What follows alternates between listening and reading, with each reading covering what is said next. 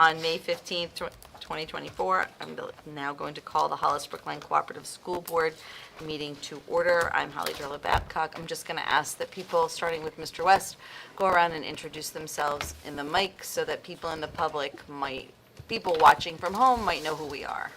Patrick West, principal of the middle school. Tim Garzone, high school principal. Williams, Brookline.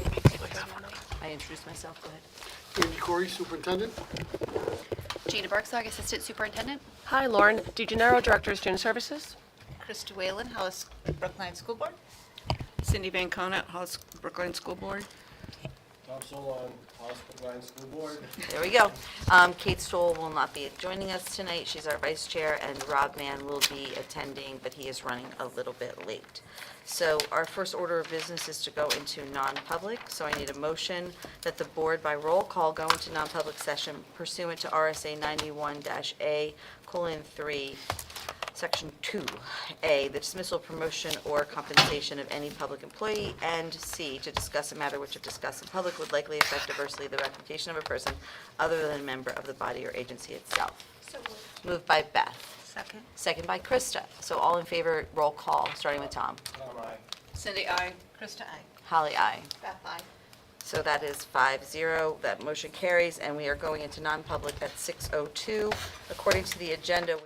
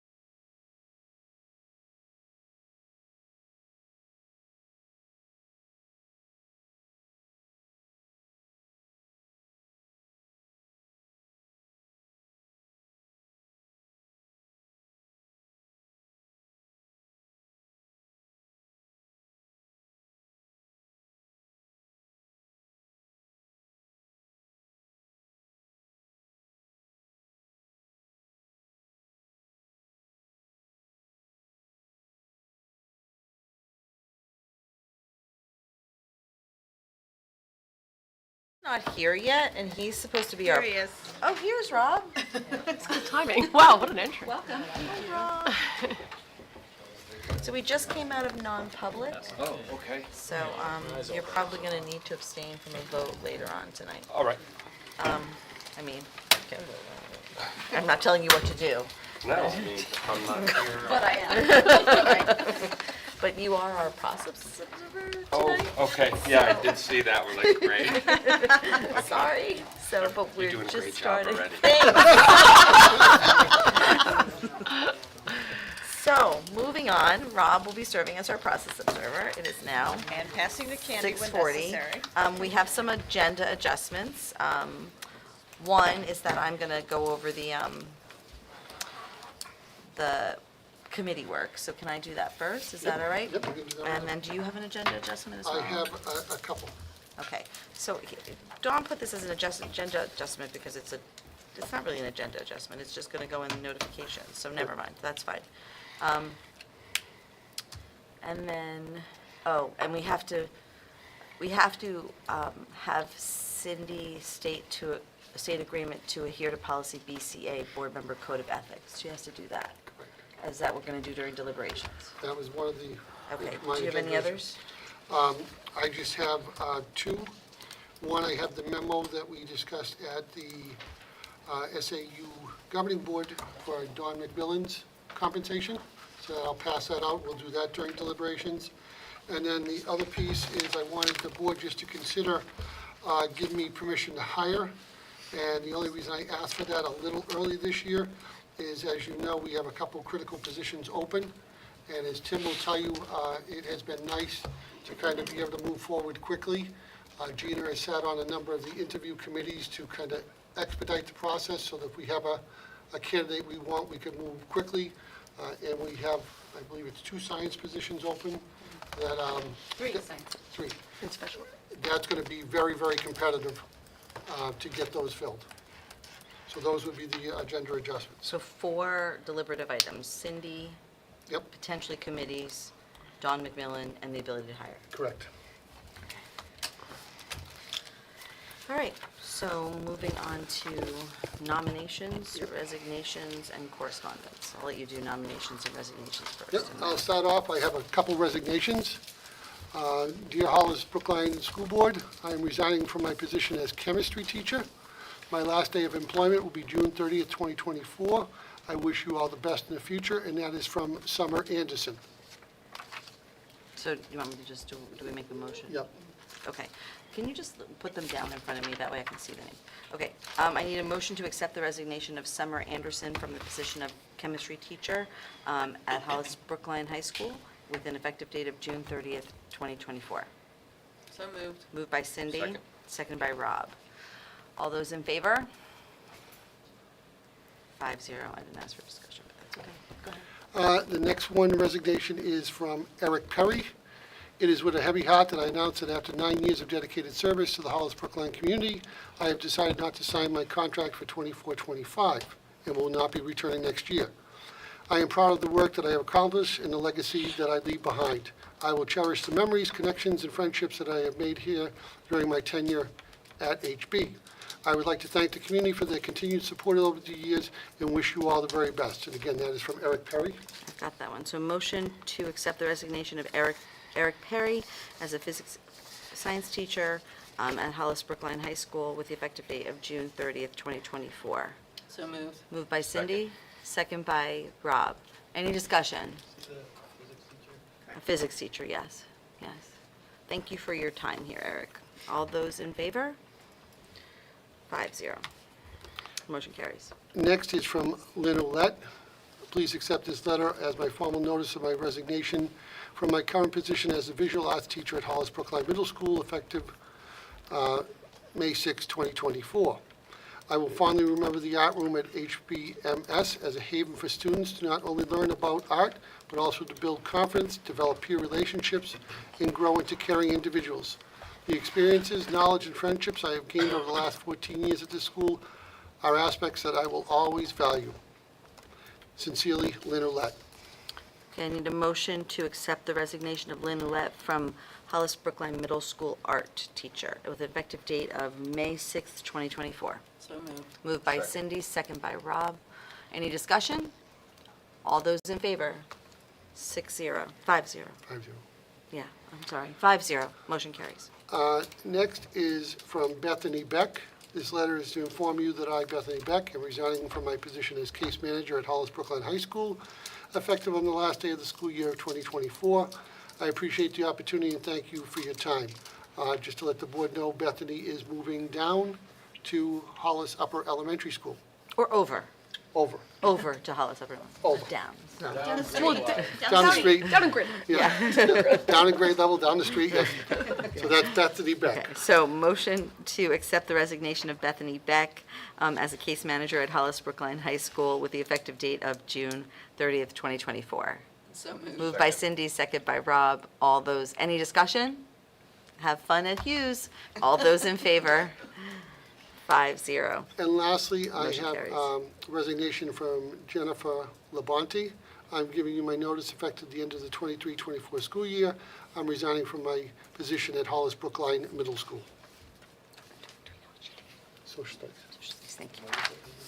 Social studies. I'm gonna say, I need a motion to accept the resignation of Jennifer Labonte as a social studies teacher at Hollis Brookline Middle School with the effective date of June 30th, 2024. So moved. Moved by Cindy, second by Rob. Any discussion? All those in favor? 5-0, motion carries. Okay, now the nominations. First one is for Ashley Agarak. I apologize, Ashley. It's spelled Argeraka, A-K-E, Dawn, excuse me. She'll be joining us in the position of art for Hollis Brookline Middle School. She has her bachelor's in art education from the University of New England, so she'll be joining us at a bachelor's step 4 for $55,463. So, I'm gonna have to sign all these anyway. So I need a motion to accept the superintendent's nomination of Ashley Argerake for the position of art teacher at Hollis Brookline Middle School at step 4 with a bachelor's, step 4, sorry, thank you, with a salary of $55,463. So moved. Moved by Cindy, seconded by Beth. Are there any comments or questions? It was seconded. Second by Rob, sorry. It always comes from over here. Very close. All those in favor? 5-0, motion carries. Sorry, okay, thank you. Next, I have Thomas Casey. Thomas will be joining us as a social studies teacher at Hollis Brookline Middle School. Tom has his bachelor's in history and secondary education from Fitchburg State, his master's in teaching history from Fitchburg State, and his master's in educational leadership from SNU. He'll be joining us at Masters plus 30, step 18, for a salary of $92,101. Okay, so I need a motion to accept the nomination of Thomas Casey for the position of social studies teacher at Hollis Brookline High School at a master's plus 30, step 18, with a salary of $92,101. So moved. Second. Moved by Cindy, second by Rob. Any discussion? All those in favor? 5-0, motion carries. Next, I have Alyssa Costa, who will be joining us as a music teacher at Hollis Brookline Middle School. She has her bachelor's in music from Plymouth State. She'll be joining us at bachelor's step 12 for a salary of $67,577. So I need a motion to accept the nomination of Alyssa Costa for the position of music teacher at Hollis Brookline Middle School at bachelor's step 12 with a salary of $67,577. So moved. What? $67,577. So moved. Moved by Cindy, second by Rob. Any discussion? All those in favor? Motion carries 5-0. Next, I have Marissa Fogg, F-O-G-G. She'll be joining us as a Spanish teacher at Hollis Brookline Middle School. She has a bachelor's in Spanish from the University of Montana. So she'll be joining us at bachelor's step 15 for a salary of $72,776.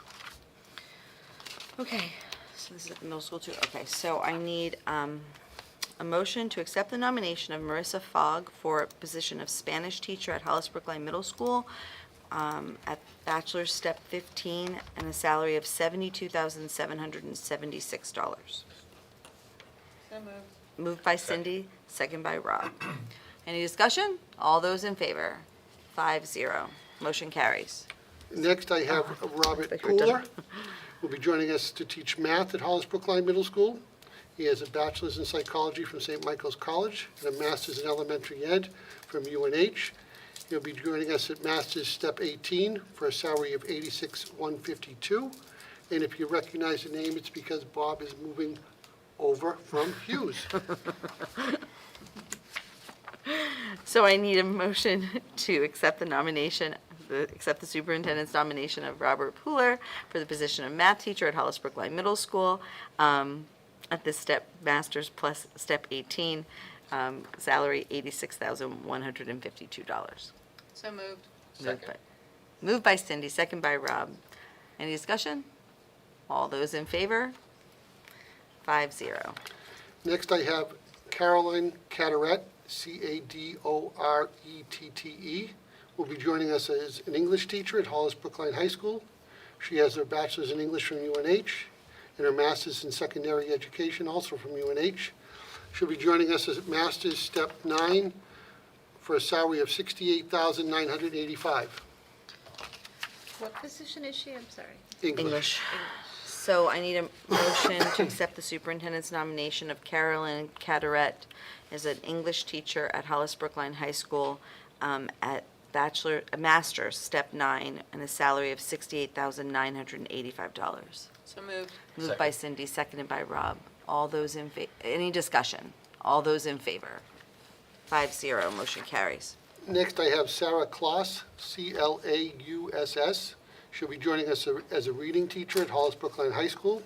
She has her bachelor's in human development from Riviere, her master's in general special ed learning disability from Riviere, and her doctorate in leadership and learning also from Riviere. She'll be joining us at master's plus 30, step 9, for a salary of $73,747. All right, and so I need a motion to accept the superintendent's nomination for the position of a reading teacher at Hollis Brookline High School at master's plus 30, step 9, with a salary of $73,747. So moved. Moved by Cindy, second by Rob. Any discussion? All those in favor? 5-0. Next, we have Alexis Lorden, Lorden. She'll be joining us as a French teacher at Hollis Brookline High School. She has her bachelor's in secondary education French from Keene University. She'll be at bachelor's plus 30, step 7, for a salary of $63,356. I need a motion to accept the superintendent's nomination of Alexis Lorden as a French teacher at Hollis Brookline High School at bachelor's plus 30, step 7, and a salary of $63,356. So moved. Moved by Cindy, seconded by Rob. Any discussion? All those in favor? 5-0, motion carries. Next is Mary McCarthy, who will be joining us to teach English at Hollis Brookline High School. She has her bachelor's in English secondary ed from Bridgewater State. She'll be joining us at bachelor's plus 30, step 8, for a salary of $64,940. I need a motion to accept the superintendent's nomination of Mary McCarthy for the position of English teacher at Hollis Brookline High School at step bachelor's plus 30, step 8, with a salary of $64,940. So moved. Moved by Cindy. Second by Rob. All discussion? All those in favor? 5-0, motion carries. And last for this evening is Olivia Barnes. Olivia will be joining us to teach physical education at the high school. She has her bachelor's in sports management from Franklin Pierce and her master's in physical education from Springfield College. She'll be at master's step 1 for a salary of $56,619. Okay, and I need a motion to accept the superintendent's nomination of Olivia Barnes for a position of PE teacher at Hollis Brookline High School at the master's step 1 with a salary of $56,619. So moved. Moved by Cindy, second by Rob. Any discussion? All those in favor? 5-0, motion carries. That's it for resignations, nominations, and correspondence tonight. Well, I have a little bit of correspondence. I'm not going to read the whole, Can I just ask a quick question? to follow Sure. up to what we- sure. With the current status of changes between resignations and hires and things, do you have a feel as to whether we are higher or lower than budgeted on salaries for next year? I would say it's probably about this, yeah, it's Close pretty. to a wash? Yeah, So no big switch? no, Thank we you. have some veteran staff members coming on board, but we've balanced that nicely with candidates who are new to the profession, but came out as the top choice in the interview process. Great, thank you. So I just wanted to say that Trevor Duval sent us a really lovely email. He sent it to the superintendent, but asked it to be shared to the board. I think I sent it to all the board members.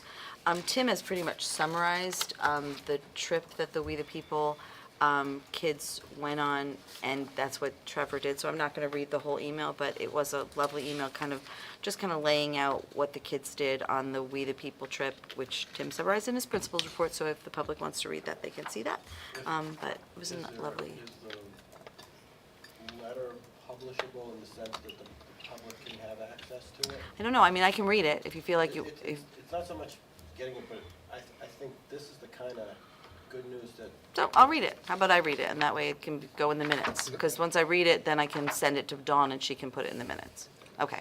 So after 5 long days of competing and sightseeing and lots of walking, the students are heading home. The level of knowledge that these young men and women demonstrated this past weekend was truly remarkable. While we did not place or win any Best Unit awards, their poise, articulation, and knowledge were on full display. And wow, I do wish you all could have seen it.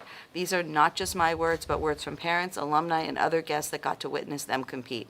They also got to explore many of the sites in D.C. and the surrounding areas, a Civil War battlefield, Bull Run, Manassas, an example of the ultimate lesson of what happens when government fails, monuments to great individuals and movements that shaped our nation, Washington, Jefferson, Jackson, Lincoln, Franklin, and Eleanor Roosevelt, MLK, Lafayette.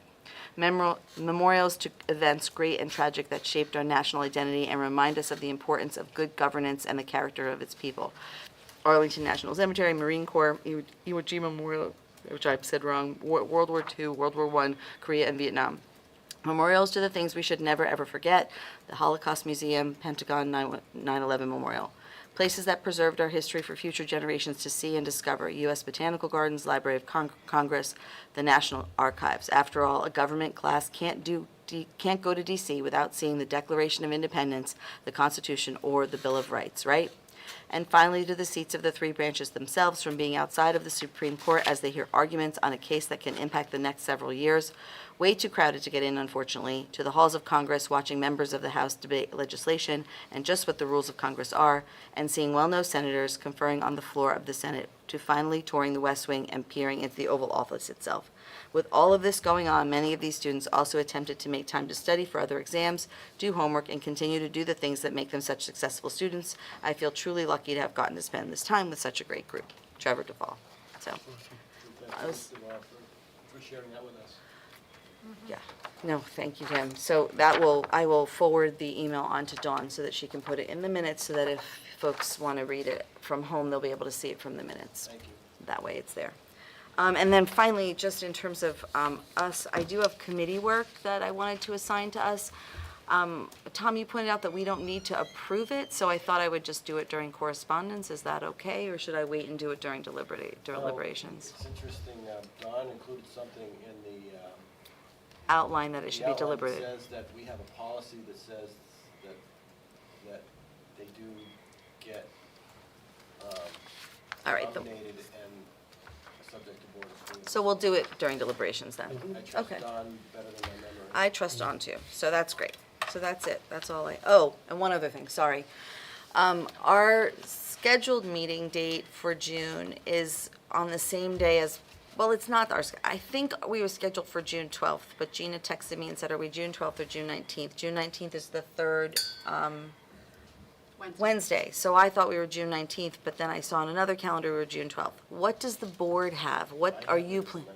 You have it as the 19th. So we have it on the calendar now. The SAU-wide calendar is the 19th.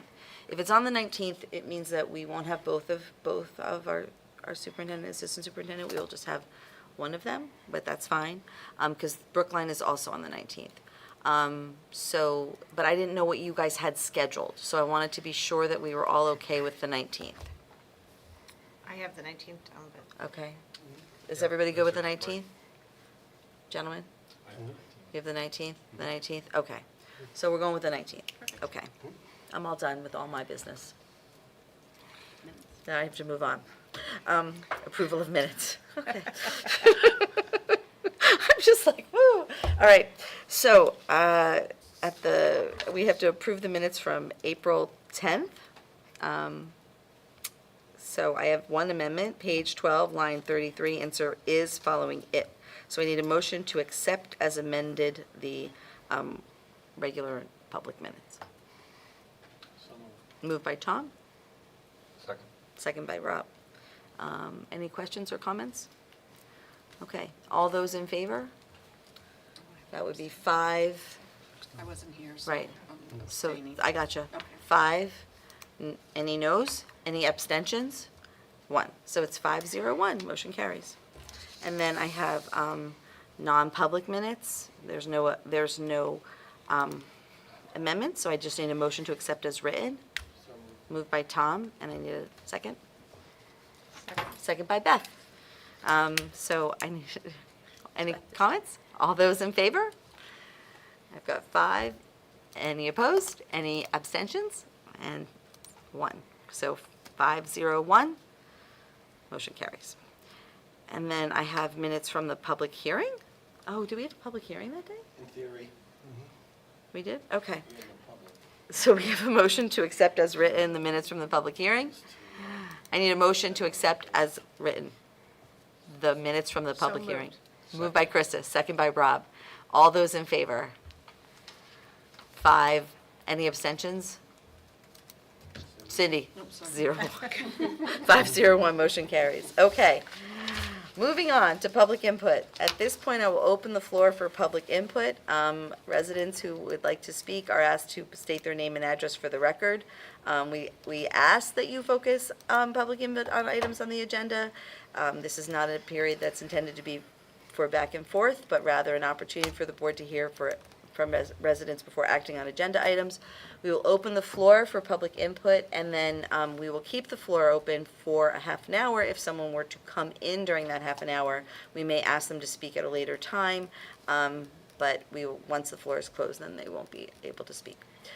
So I'm opening the floor for public input at 7:03. Okay, all right. So the floor is open for public input, but we're going to move on with our board agenda. You guys aren't speaking, right? You good? Okay. Just here. All right. Principal reports. So we'll move to the athletics report. Yep, I'll do that tonight. First, who's doing that? I'll do my best. Holly. Start with the HB campus cleanup. The baseball and softball team participated in the cleanup on Saturday, May 4th. Cavalier Court, back parking lot of the high school, as well as surrounding areas were the focus. Thank you to the HB Athletic Booster Club for supporting this initiative, the HB Helps initiative. HBHS Athletics, seasons are well underway. Currently, all high school teams, sound like they're on track to secure a spot in the tournament at the end of the season. And if things stay on track, several of them will host the first round. Boys and girls tennis, both sit in 5th and 6th respectively. In the Division II, boys volleyball continues to remain one of the top teams in the state. 1 loss of their record to date. Girls lacrosse team sits in 3rd place, having recently secured a win over Division I Exeter, while the boys team looks to continue to build off last year's growth. Softball team is currently in a 3-way tie for 5th place, and while the baseball team got off to a slow start, working their way up the standings with each game played. The outdoor track team has gotten off to a hot start as well, with several athletes earning 1st place spots in meets and breaking several long-standing school records.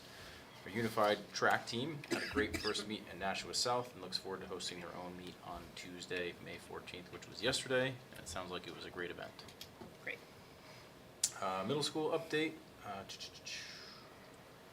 Baseball teams look to defend, the baseball team looks to defend their championship from last year. They're still undefeated this year. Our softball team continues to improve, pulling off a victory over West Running Brook the other day. Lacrosse teams have had a handful of games so far. Each team is very competitive and looks to make the tournament for Tri-County this end of the year. Last but not least, the outdoor track team, 91 student athletes involved this year, has been hard at work and looks forward to hosting their own meet on May 22nd. End of the year sports awards for the high school are June 10th at 6 p.m. in the auditorium. Looking forward to fun and celebratory night for our seniors especially, and possibly some state championships and runner-up teams to cap off a great year of HBHS athletics. A recent coaching hire, high school boys tennis assistant coach James Torpy. And there looks like there are some openings at the high school and one at the middle school for next year. Thanks so much. Yep. And I'll just go right into my principal's report. So we went to Washington, D.C., and so far, Turf for Two, we went down with 175 and came back with 175. That is awesome. It We're is- all ours, but we gave them. For the win. For the win. Not 176. That would not be good either. Things to think about today. All sorts of different changes. But it was a great trip. I think just a couple of highlights are mentioned in there, but the wreath laying ceremony at the Tomb of the Unknown Soldier, we got to participate again, 4 of our students, and it just really is a really powerful experience for our students. We actually had a relative of one of our 8th grade students meet us there, and it was a really great kind of debrief after we all left the National Arlington Cemetery. He walked back with us, and our students just had a lot of questions, and it was a nice addition to the trip. But overall, the students did a really great job. Continue to hear amazing remarks about how well behaved they are, respectful at all times. And it really is just every year things get busy in the spring, and this is just a great way to end the year with our 8th graders. And we wish them the best next year at the high school or wherever they end up next year. The greenhouse continues to make gains thanks to Claire DeLay, our 7th grade science teacher, Catherine Ransom, student services administrator, and Danielle Barabee, our nurse. And we'd like to give Rick Hardy a really big shout out. He's been unbelievably helpful, as well as the Rotary Club, in supporting getting the greenhouse kind of back up. And that is a picture from just last week. And I don't know if you guys remember, 3 years ago when I first came on, it was kind of a bike storage just because of COVID and all the other things that we were all going through. But it really is starting to make real progress. And Claire DeLay, our 7th grade science teacher, has some really great plans to get into the 7th grade science curriculum in classrooms, as well as rock. But again, I really can't thank Rick Hardy enough. I've just recently met him, and he's a really great resource for us, but just a great community member and very involved. He's here frequently now helping with the update to the greenhouse, so thank you to Rick Hardy. Our guest speaker, who was a Holocaust survivor, Kati Preston, another great, powerful experience for our both 7th and 8th grade students. She's an 85-year-old, pretty cool lady. I was telling Tim about her. She just had a really unique story to her survival and just different experiences when she was living through the Holocaust. And our students did an amazing job being extremely respectful during that presentation, and some students hung around after school just to talk a little bit further with Kati. And we hope to bring her back, if not next year, the year after. I didn't put this in the board report, but I did want to mention the renovation. If you had not had a chance to see the main office, I just really want to thank Andy and Gina, our maintenance crew as well, just for making that upgrade or update renovation over April vacation. It happened in 3 or 4 days. It mirrors the high school, and I think the most important thing is the school safety has really improved and increased with that renovation. It's also nice because now in the co-op, I think, not that it's hard, but when you go into a school, new school, it's pretty much the same entrance as the high school. and makes things easier for parents to understand procedures when entering the building. A few shout outs to our band and chorus performances. There's been quite a few over the last month or so, not just in the building, but outside of the building, and these are the students who are putting in quite a bit of extra time for these honor band, honor chorus, and different recitals throughout the state. So just wanted to give them a big shout out and thank you, Nancy Spencer and Liz Nault, for all of their extra work with our band and chorus students as well. I have included my HBMS course request numbers for next year and average projections. I always kind of make a joke with Tim that this is a little bit quicker for me, just because it is pretty generic, cut and dry. How about before we do that, Sure. we'll Yep. just have any comments or questions on the report itself, and then we'll move on to the Sounds good. numbers, Yep. because maybe people want to dig into your numbers. Yep. So, are there any comments or questions on the principal's report before we talk about class sizes? Yes, Tom? Two items. On the greenhouse update, Yep. I don't know the details of what you're doing or who's doing it, but it sounds like there's some neat technology introduction possible. I was wondering if there's any opportunity to open it up to other students in the co-op. And I'm thinking maybe some like robotics kids or something who might want to plug in and learn. If they're doing like programming of controllers or something, it might leverage off some of the stuff that kids are doing in robotics or elsewhere. So I just wanted to put down the radar, maybe there's a chance, whether it's happening during the school year or over the summer, it might be something fun and practical. And the other question we had is,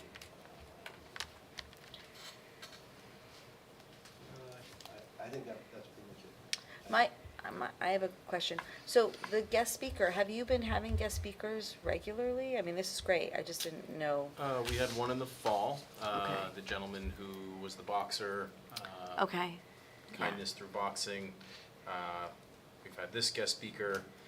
We had another guest speaker, I think, in one of my board reports from Sudan, a refugee. Yes, yes. Yep. I've just noticed that. Is that just a new initiative? Is that, I think we're trying to find ways to continue on with the diversity, equity, and inclusion and bring in different people with different backgrounds. So that is something that we've tried to do a little bit Okay. more of this year. that's great.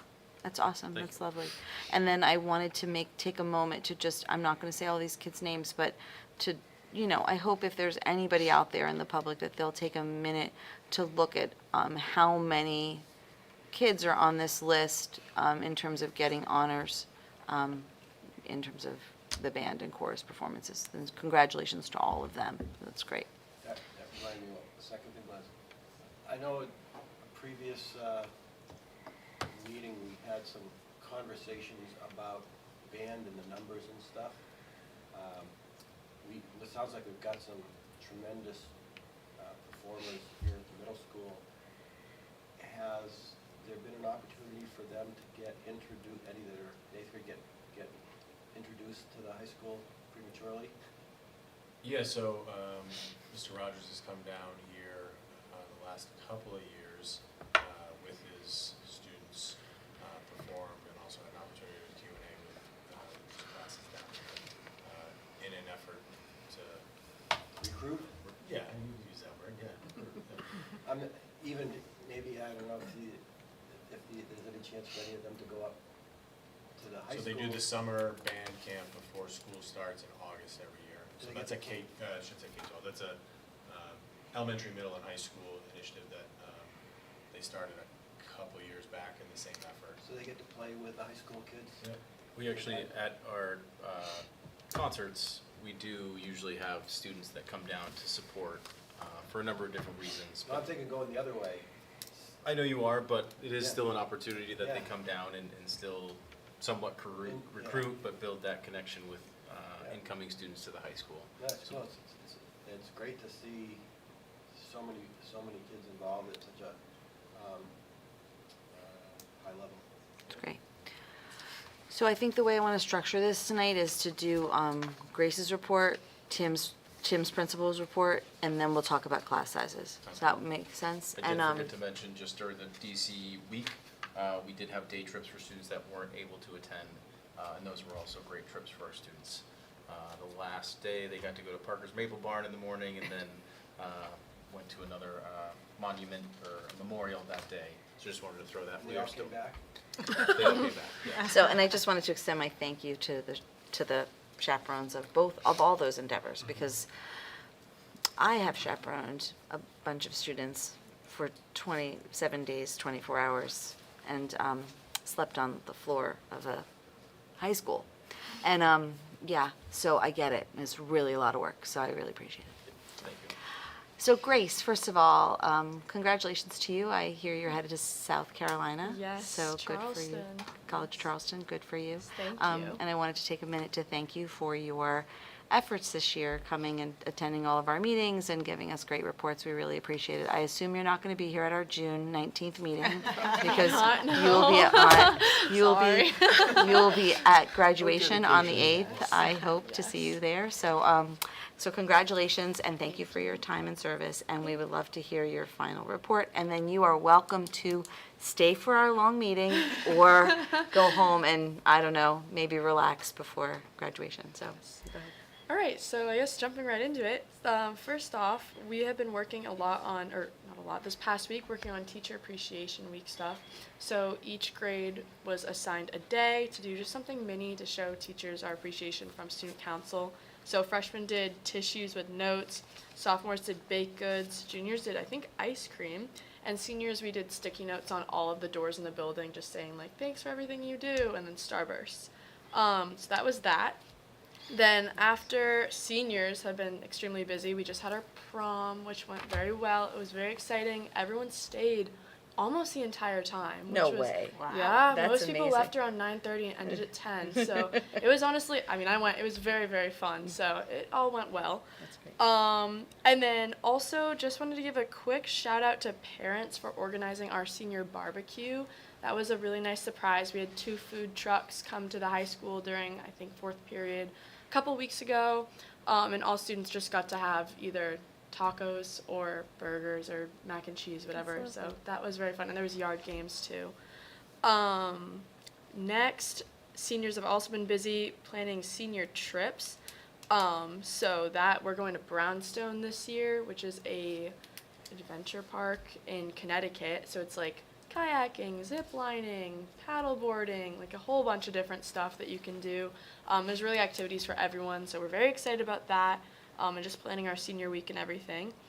And last but not least, as a whole, we've been talking about Walk for Change, which is really run by CWA, which is Community Wellness Ambassadors Club.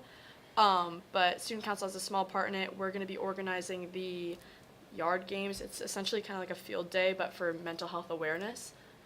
So yeah, Student Council's doing yard games and just I think we're doing a 50-50 raffle for everyone who bought our Student Council shirts. So that's pretty much it. But yeah. Thank you so much. Thanks Wow, for all the hard going work. on. Busy. I know, Love very busy year. Busy time. Busy time. Thank you. Thanks so much. welcome. All right. Does anybody have any questions for Grace? No, good luck. Thank you. Thank you so much. That's exciting. I enjoyed this.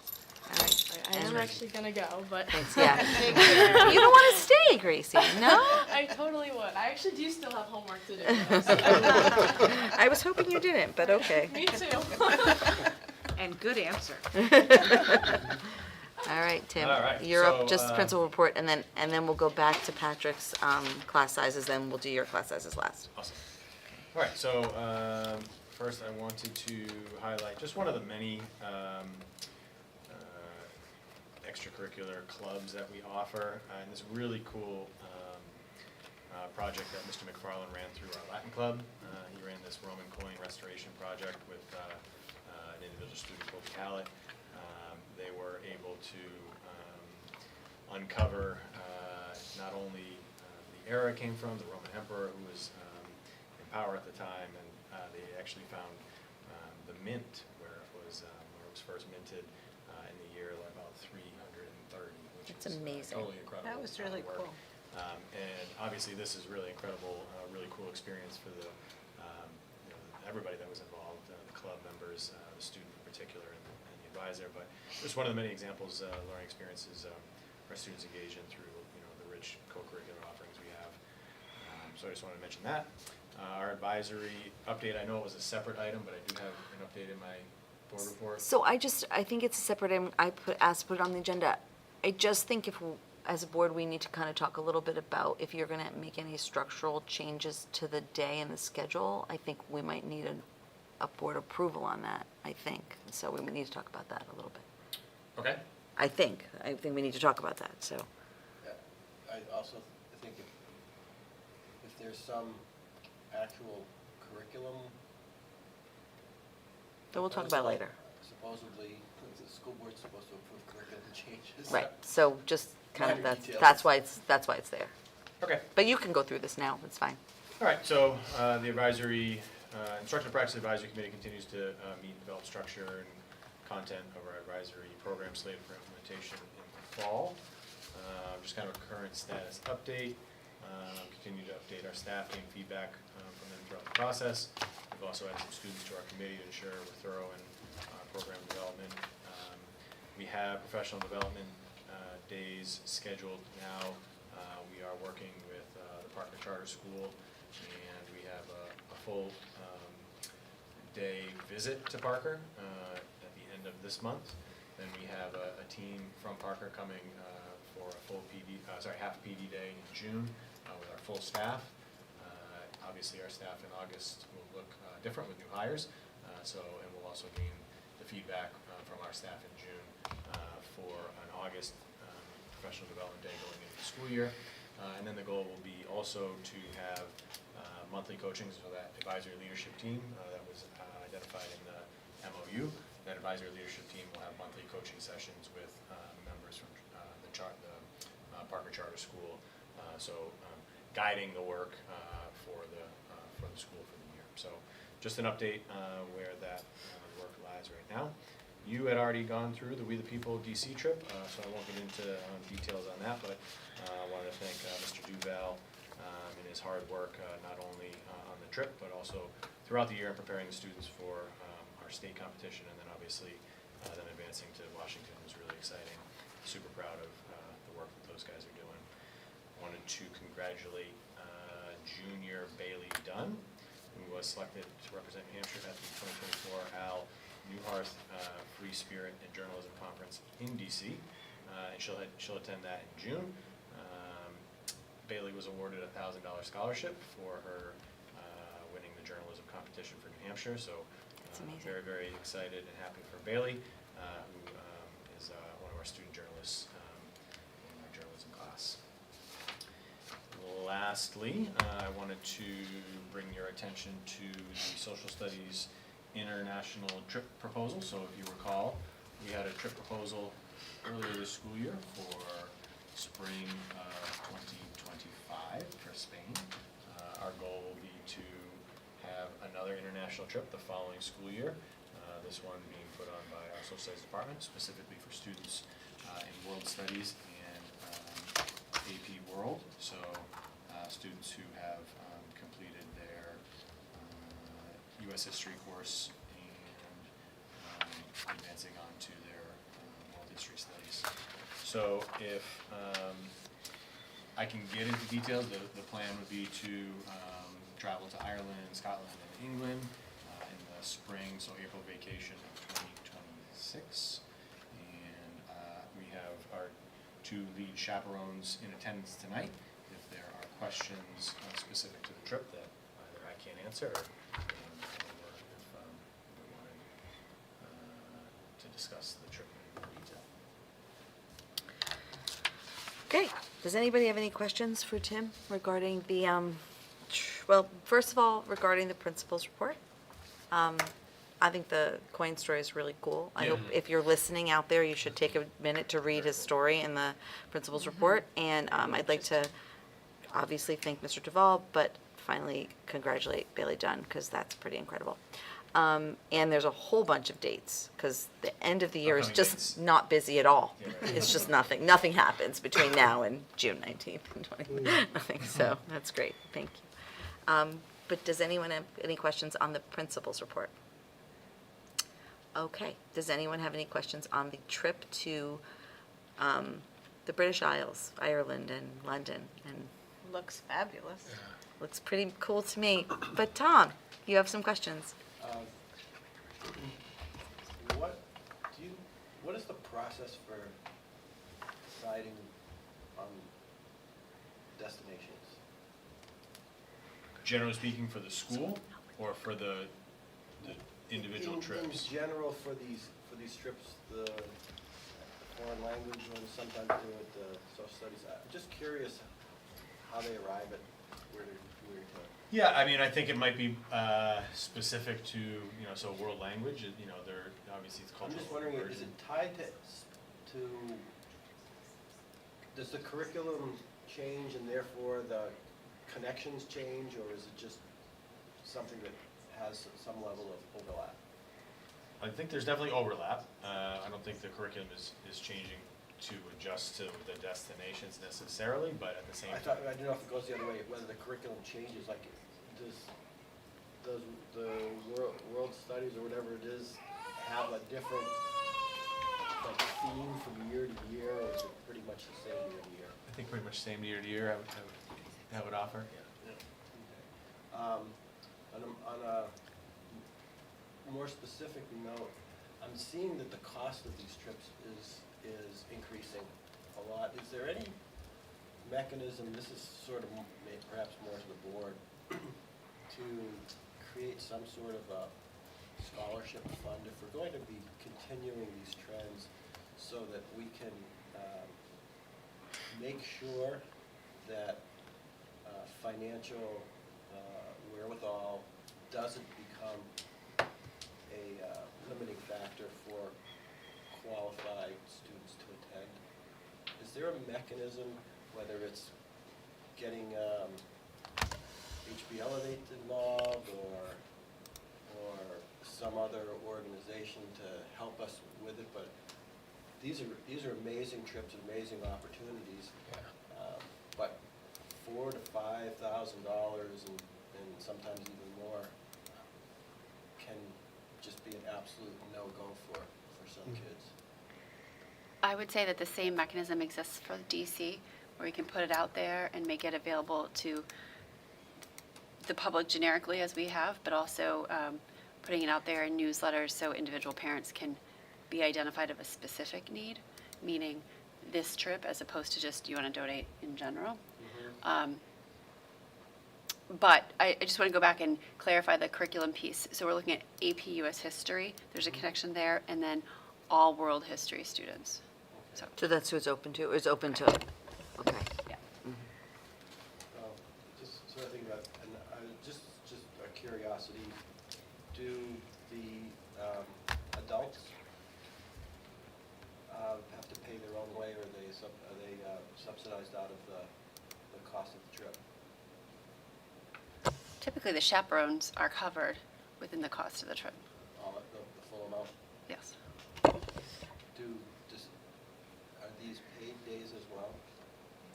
Do you want us to clarify that, Sure. because that's not correct? Okay, good, go ahead. Let's come up to the cameras. Sure.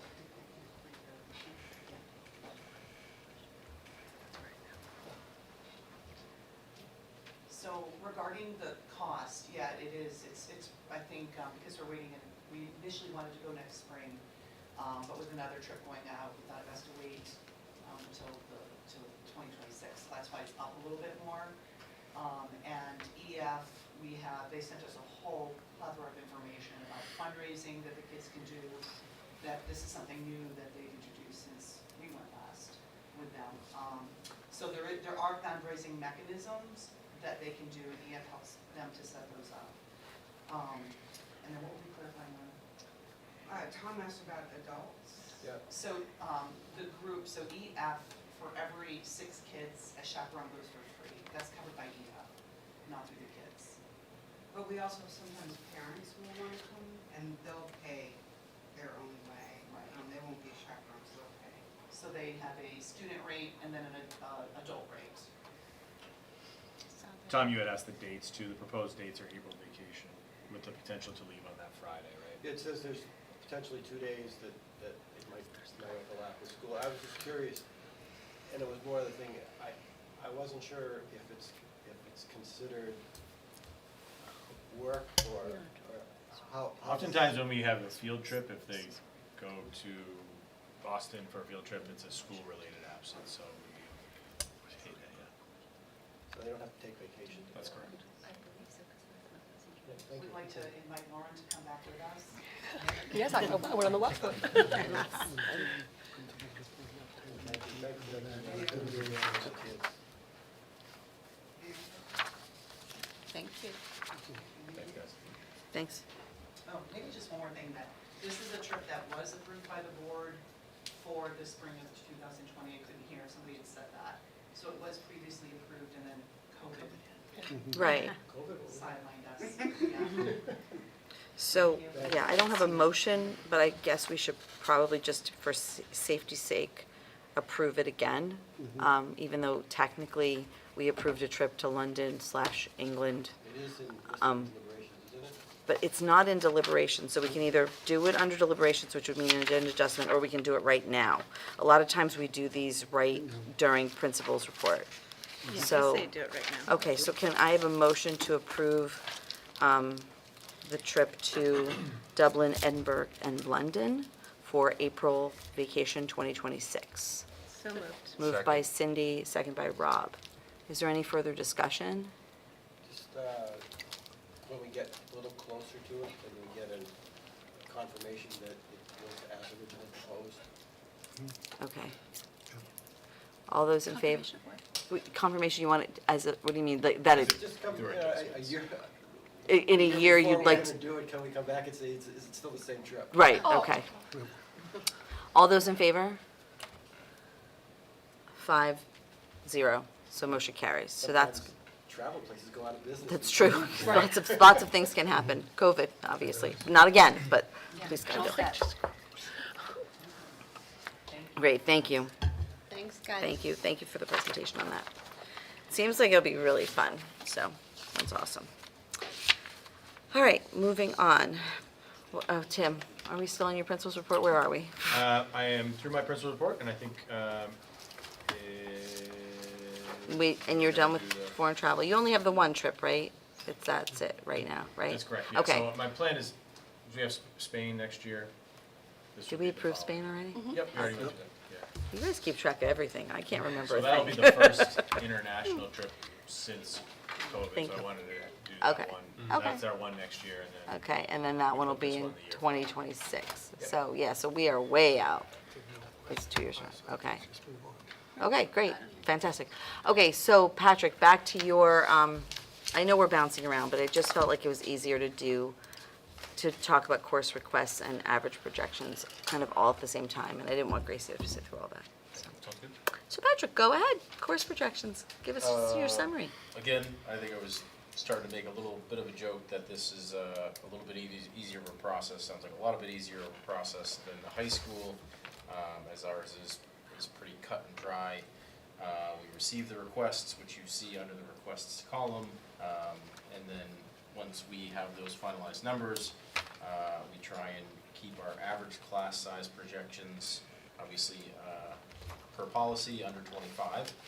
For most classes, we know there's a few that have some different numbers there. But we do go through and try and look at if other classes make more sense to add or cut one. But we do try and keep numbers as low as possible for our average class sizes. In the fall, when you get the actual class sizes, they might be a little different just because of the way the schedule works. But what you see for the middle school is pretty straightforward. So I will leave it open for questions. So the only thing that stood out to me, and I guess maybe, I don't know if you can answer this, but I noticed that reading for 8th grade had 13 requests. And reading for 7th grade has 45. And so, was there only like 13 or 14 kids in reading in 7th grade this year? The numbers in 7th grade this year were Were really light like that? Yep. Because I was just trying to figure that out, because Usually that's a class that, okay, that Yeah. you take, And you take those for are- 2 years. You take it like, you know, you can't bounce into Spanish or You can. We are You trying could. to move in that direction. like more flexibility in that Yep. way. Okay. Because sometimes we do just need another year for students to get closer onto grade level reading. And then giving them that opportunity to have a little exposure Right. before they get to the high school. But one Right. thing that I've run into is there is a common misconception out there that world language is required in middle school. And Tim, correct me if I'm wrong, I don't even think it is required at the high school, but colleges do really like to see it. It's not required to graduate. Not It's not a required. graduation requirement. Yeah. It's elective. Is 45 a big number for? Yep. Yeah. That's what I thought. Yep. Actually, I think it's kind of good, because at one point, it was almost viewed as a lower level approach, and I'm guessing if these are the numbers, it's viewed as a viable option if that's someone's preference. Some of us actually encouraged our kids to take reading instead of language in middle school, Yeah. as an idea that it was a great idea to keep doing reading for a few years. So that was, I know, we did the same thing, Right. and the kids, my kids one of them got caught grief for it, too. yeah, right, They were discouraged, actually. right. I think Catherine Ransom has done a nice job of communicating with parents, but also the elementary schools, about the importance of finding the right class for students in middle school and not taking on too much, because it is a big transition, and trying to establish that healthy balance of really trying to get students to learn, to love learning, because sometimes when we take on too much in middle school, like a world language class, band, algebra, or geometry, it adds quite a bit of stress and pressure to these 12, 13, 14-year-old kids.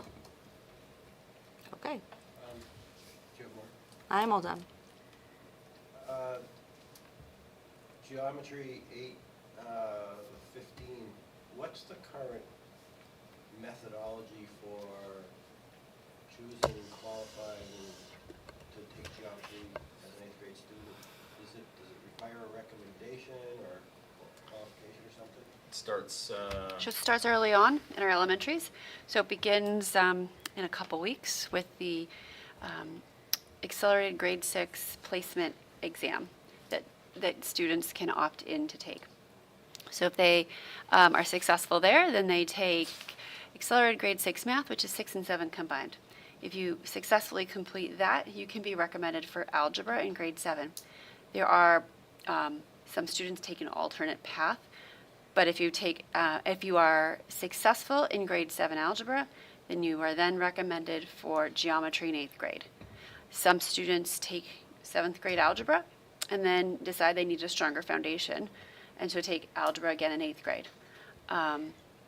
Some students take that 6-7 combo and decide that they need a stronger foundation, and they're going to do the pre-algebra in 7th grade and move in that. So every year there's an opportunity to look at what the plan is, but in order to take geometry in 8th grade, you need to be successful in algebra.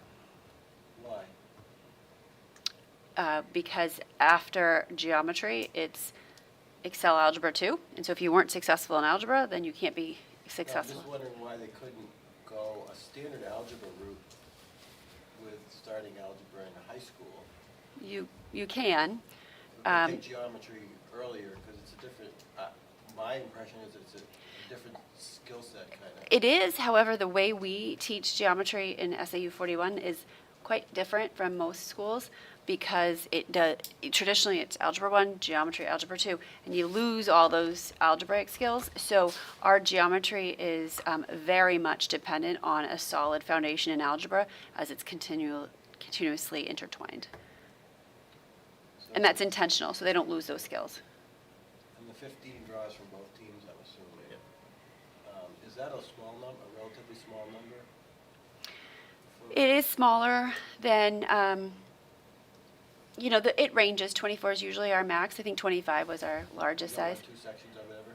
No, we always run just one.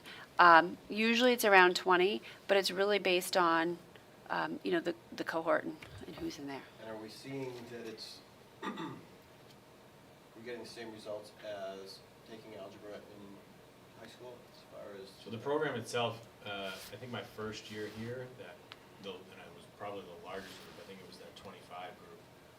Those guys are still. They're juniors. High school, yeah, So they're just completing AP Calc as juniors this year. But my point is that we're not seeing that the kids who take out geometry and algebra at the middle school level are having difficulty when they get combined with students who have taken it in the high school? No, and that's part of what Lance looked at last year when he did that full year analysis. There's always a bit of a struggle when you transition from elementary to middle and then middle to high. So there's that like learning curve of, oh my goodness, I'm in a high school class and I'm a freshman and I might be in class with a junior. So that's a whole social piece that kind of plays into it. Are comparable? Yeah, and so this year we have a new hire this year who has taken that role and has worked very closely with the coordinating teachers up at the high school. So it is lockstep. Excellent. Yeah. Thank you. Thanks, Matt. Okay. Any other questions for Patrick on his class sizes? Thank you, Patrick. All right, Tim. so I will go in the order of the departments as they are listed in the report. So the first one is computer science and engineering, and you'll also notice on this report, I did decide to include some courses that we chose not to run this year. We had discussion about these particular ones. These courses were taught by a staff member who had left just prior to the start of this school year. They did not run this year. We wanted to look at request numbers and have that discussion here. So the decision was made, as you can see, the computer science principles course, we had 9 requests. And again, being mindful that the request doesn't necessarily mean where that course ends up. It can fluctuate typically downward. Sometimes you get some kids that pop in depending on the course, but oftentimes the requests are higher than the number of students who actually end up in the course.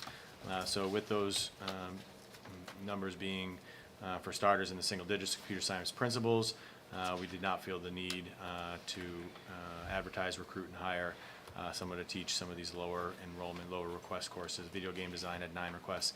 Web page design had 12 requests. Again, keeping in mind those are requests. That doesn't mean that's how many kids will end up in the course. The computers and technology course, that was one that we did have 29 requests. That's a semesterized course.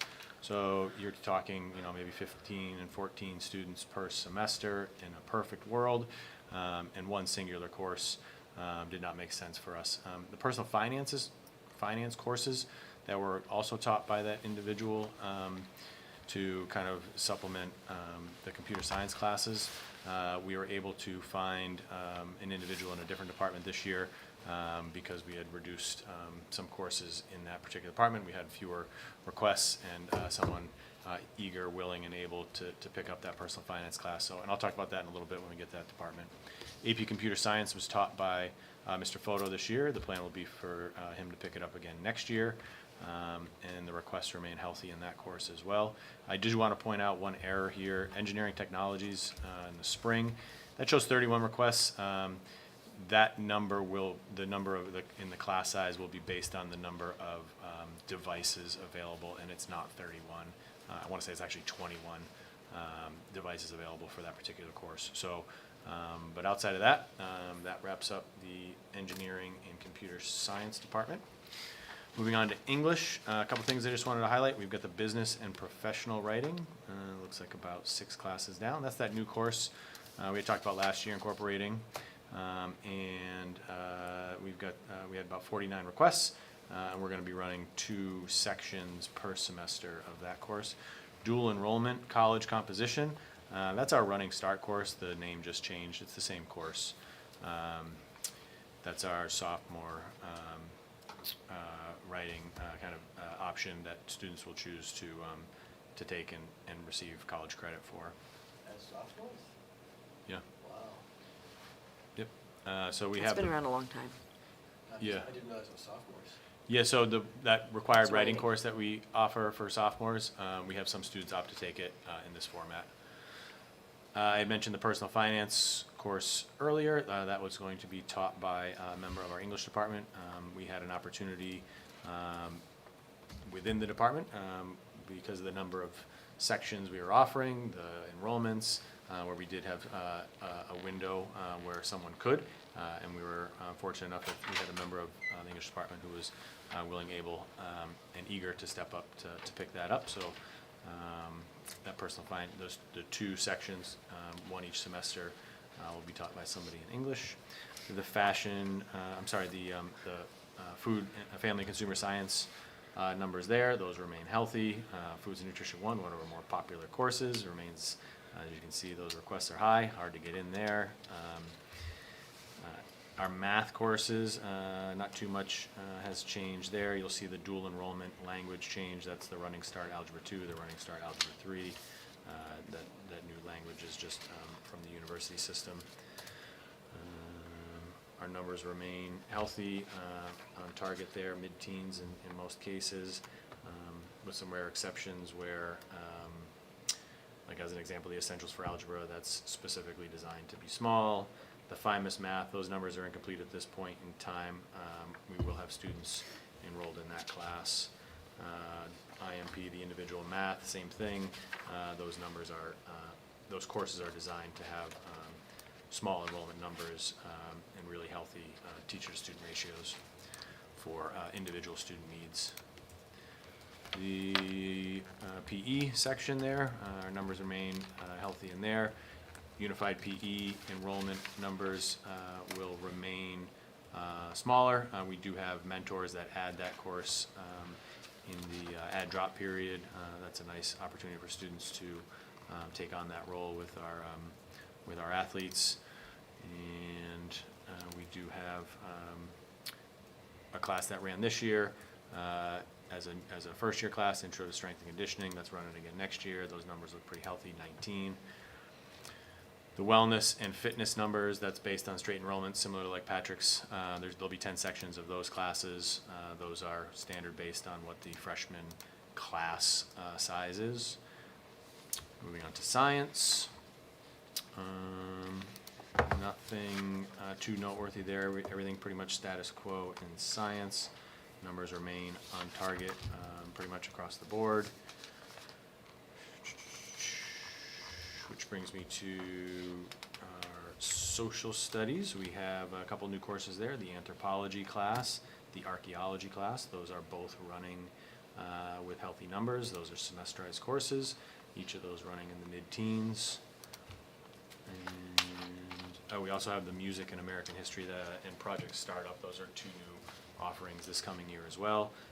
And we chose to run those with 15 and 12 requests respectively. Project Startup? It's like an entrepreneurial course. Mr. Ballou had proposed it, and we wanted to get it off the ground and give it a chance to gain some popularity. I'm optimistic that will be a popular class in the coming years. We have the visual arts department there. You can see those numbers remain on target with where they were in this past year and in previous years. Our AP art class, we chose to run with 7 students. That will stand out as a single-digit number running that course, but we did choose to run that. That is for students in that realm. That is their capstone opportunity. That's their typically senior opportunity to finish out their art career, and we want to make sure that opportunity is present for those guys. Similarly, with our performing arts section here, we went back and forth on a number of different possibilities. The decision, in the end, I want to bring your attention to the jazz band. So we chose to run jazz band with 8 students, specifically because the students who sign up for that class, it is a very specialized course. Without running the course, those, even though that number is small, those 8 students would not have that opportunity through the public education system to get that experience. I remain optimistic that these numbers will rebound. I will remind that this is a difficult decision for a lot of students entering high school with the required courses that they take, and having 7 periods. There's not too many opportunities for electives, and it becomes a challenge to maintain the music aspect of their education. So we want to make sure that opportunity remained available for our students, and we did choose to run these courses with knowing some of them will be small, but we didn't want to remove that opportunity for the kiddos. And lastly, we have world language here. I want to bring your attention to French 4. We had 5 requests for French 4. We chose not to run French 4. Students who are in that boat would have the opportunity to take it as an honors course, which we are running. That is currently sitting at 14. Each individual student who had signed up for French 4 has met with their counselor, has made decisions that some did move into French 4, honors French 4. Some are choosing CTE, and we're dropping world language altogether. But each individual student was counseled through the decision-making process after we decided that French 4 with only 5 requests was not going to run. The senior quest number, you'll see that's 4. We see that as a result. We have seen an increase in our students choosing to do ELOs through Dr. Don Bro. And while it's not necessarily a full year experience like the Senior Quest, those are very individualized, special interest type courses that Don's done a really nice job orchestrating some off-campus experiences for kiddos. So the Senior Quest numbers did not dictate that we run that course next year, so we opted to remove that from the offerings for the 24-25 school year. And as always, I am open to any questions about my course enrollment numbers. Projections, I should say. Are there any questions for Tim?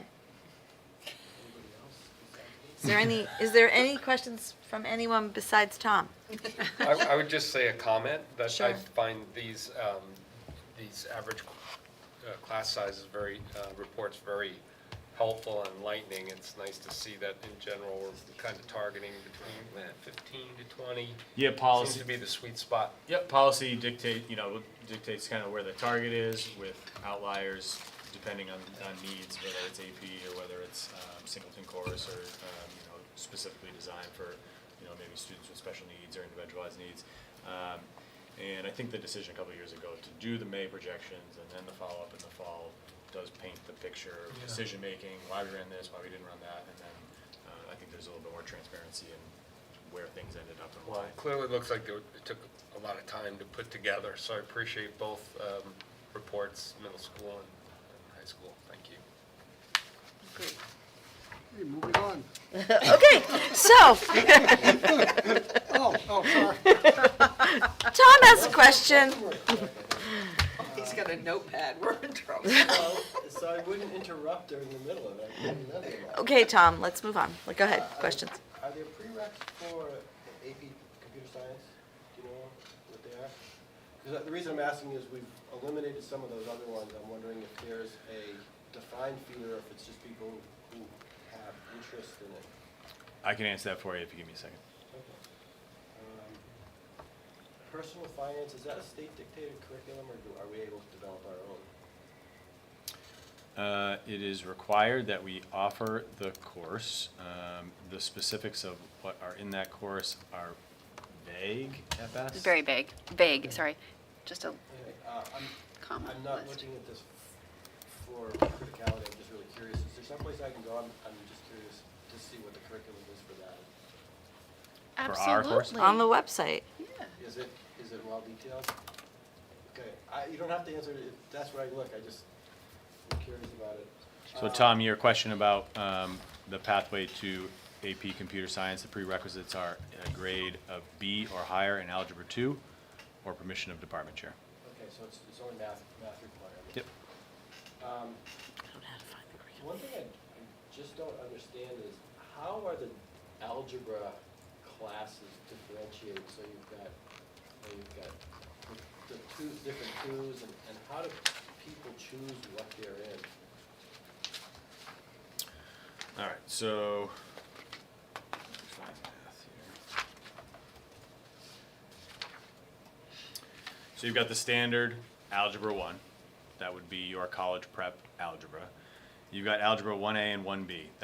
Those are two separate courses that it would take a student 2 years to complete all the requirements for algebra. So you would take 1A 1 year, freshman year, you would take 1B your sophomore year, and fulfill the graduation requirement of algebra. But it would take you 2 years to cover the curriculum. So it's a slower pace. But it fulfills the math requirements without having to go above algebra, it sounds like. You would Number of continue years. on, the path would then be general geometry as a junior.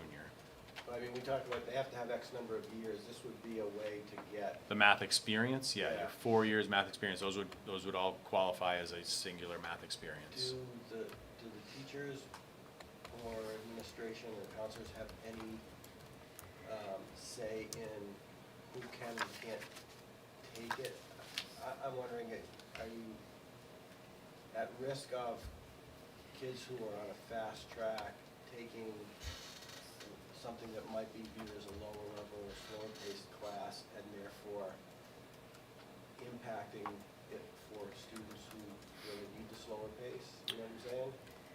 I think I know what you're saying, and I think how I would answer that is our teacher recommendation, which is the beginning part of our scheduling process, is very thorough, includes individual conversations, meetings with students, and oftentimes counselors counseled in a decision if it's not clear cut, but there's often a track if someone's going to get off that track because they're, for whatever reason, demonstrating that they're inappropriately placed, then that's a conversation, and that could be upwards or. They can get movement in the Yep, that you Okay. can certainly move, yep. What's the that's difference between dual enrollment and regular algebra 2? Is it a different curriculum? So the dual enrollment is the running start Algebra 2, and that's offered at a similarly developmentally appropriate pace and depth of content. Is So it a different pace than the regular algebra Yeah. 2? But is the content the same? I would offer that the content is the same, but not necessarily as deep or as I was just trying to figure out how Quick. people would decide how to take one versus the other. again, it's going to be a teacher recommendation. Okay. Yeah. Okay, thank you. Are we seeing people using that option for outside experiences for PE credits much? The Flex PE. Yeah, where if they're doing something, they can submit and request getting credit. I'm not talking about necessarily just the sports teams, but Yep, I think you had asked this question last year, and I went back a couple years and I provided that data. It's on pace with what we've seen the last Okay. several years.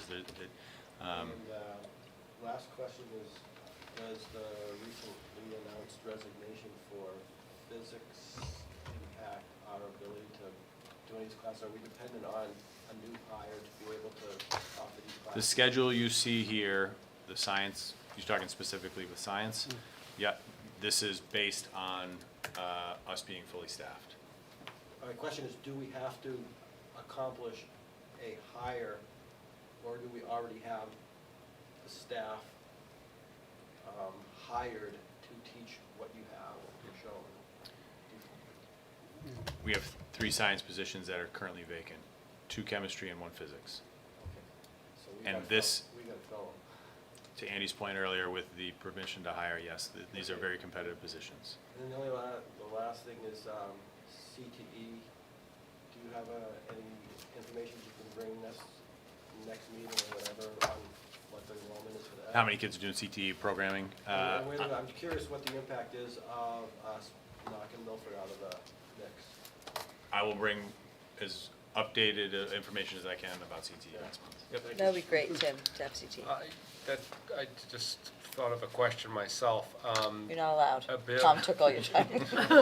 About the hiring and making sure we can execute to this plan. do you feel like you have the tools necessary to attract and compete with maybe other districts? And/or how can we assist to improving it otherwise? I think we have the tools, it's just the sheer number of bodies that are being asked across the state for math Yeah. and science. That's going to be the problem. So we're working diligently on that. I think the recent passage of the contract by our communities has really helped us be competitive from a salary point of view. And we'll continue to market. I know we did do some interviewing. We're just not, as you saw tonight, we're just not at the stage where we're recommending people yet. We'll keep you posted and figure out alternatives if we have to come up with something. Okay, thank you. Do you think we're getting back into the status of being a receiving district? I think we've seen general pools go up. I think math and science, foreign language would be another one, are very difficult, and special ed, yeah. Special ed is probably the most difficult right now because all of us are competing for the same individuals across the state. Are there any other questions for Tim on the? But I want to thank you for his patience. My pleasure.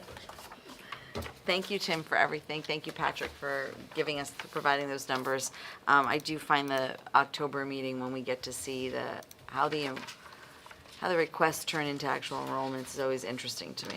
So that's why I don't have a lot of questions right now, because I can see that you went through and, diligently made decisions, so. And I agree with a lot of the decisions that were made. Thank you. So, thank you. All right, so moving on, we are at discussion? Yeah, I think we're at revenue and expense because we did the Ireland trip, yeah, So if you could pass those this way, and Gina Sure. could pass those. happy to do that. Is this different than what was in the packet? Yes. Well, it's a memo regarding the packet. So in your board packet, Linda was kind enough to pass along the information. She is at a family commitment tonight. So on the expense side, we're projecting $1,129,096 of underrun of expenses and a $1,181 carryover from FY23. So that means that our underrun right now is $1,130,277. We still have $6,791,541 that are encumbered, so we do anticipate the expenses potentially, that surplus growing. We don't necessarily believe it will go in the other direction, according to my discussion with Kelly. On the revenue side, we are projecting $151,659 in excess revenue. The majority of that is related to food service. So if you look at the bottom, we have total expenses, as I outlined, of $1,132,77. We need to do the accounting transfer of the revenues that come in for food service to actually the food service piece. So you'll see there's a deduction there of $136,047, and that's made up of the three food service lines above, which are local, federal, and state. Those three numbers, the 12,938, the 16,691, and the 106,418 from the revenue lines above are where I get the 136,47. So I add the revenue balance of 151,659, and that gives me my unreserved fund balance before funding the items that were approved by the voters.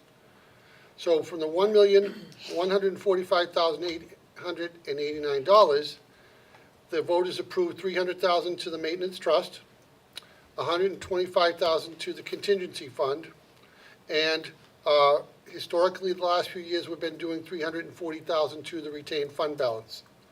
So that would be a total reduction of $765,000. So we're projecting a fund balance as of tonight of $380,889. What I passed out to you was a memo provided by Kelly And we're not asking for action on the memo. We'll come back in June if we're looking for action, but we wanted to give you plenty of time to process it. So we had told the taxpayers we would give them back $200,000 to offset the tax rate.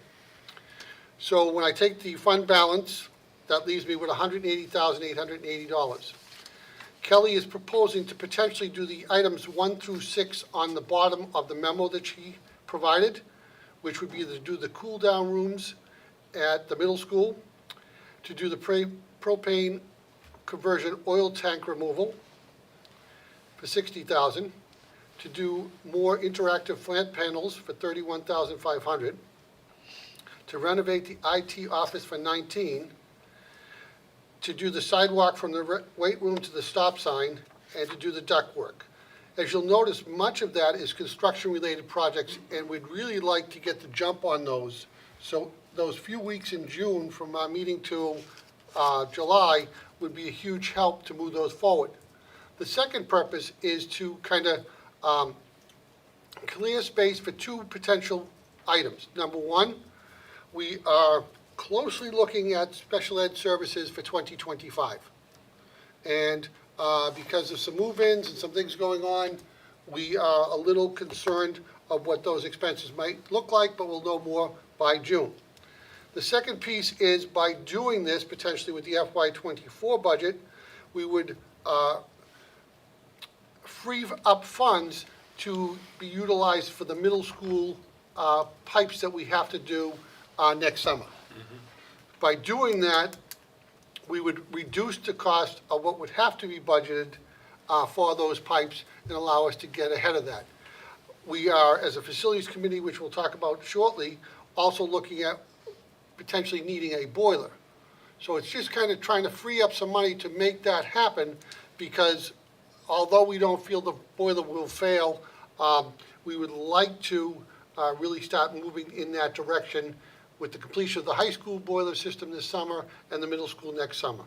So again, we're not looking for any action, but we do believe that this number of 38889 will grow, and we would like to utilize some of that as funds to do some of our capital improvements that we've done in the past.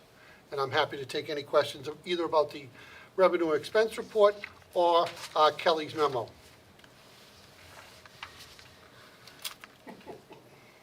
I'll start. Okay? First question on the report. Just curious, did something change with Medicaid that we are 25,000 below what was budgeted for revenue? Internal revenue, okay. I think it was revenue. Yeah, 26. 27,000 almost. Medicaid is a process that is student-generated. Yeah, I know. So if student services during the year don't need to be fulfilled for the student, then obviously the Medicaid reimbursement would go down. So that's, Is that the case, or is it that we were eligible for stuff and couldn't get it convinced to apply for it? Because I know there's a bill going through, or there was a bill that allowed districts to essentially not force it, but take a proactive thing to, we've talked in the past about don't the parents have to, the families have to apply for that? Oh, those are 2 different processes. Okay. Yep, so those are 2 different pieces. So we've had, there's been a huge change in the process of billing Medicaid. That's across the entire state. So there's been some system changes and some student need changes that have impacted it for this year. We're expecting it to go back up again for next year. It sounds like it's actually a good thing that we didn't get it, which means we didn't have to provide certain services. Kids in Yes, sort of. It's a balancing act. It's both, yeah. On Kelly's memo, yep. I'll start with the big question first. If you would like to get a jump on these things that are facilities related,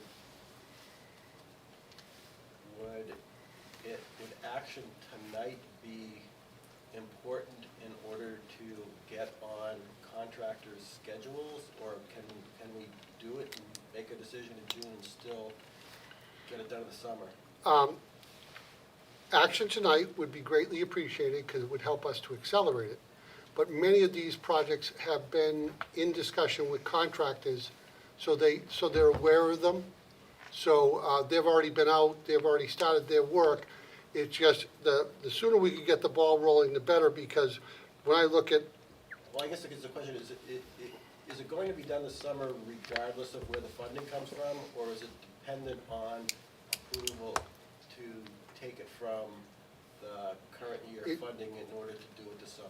it's going to be done no matter where the funding comes from. Okay, so us not acting on it tonight doesn't impact your schedule? That's correct, and I didn't want to necessarily put you in a position where you're acting on something, and it's the first time the public's seen it, and it wasn't, by the time we got through another look at the budget, it didn't make the packet, so I'd rather almost wait, because I think we'll be fine, because Lance has done a great job of setting up the contractors. And this way, anybody in the public has over a month to kind of see the memo, process it, and you have a month to think. And the other thing that may happen, that 380 could be 500, and we may have some other recommendations. I have a question.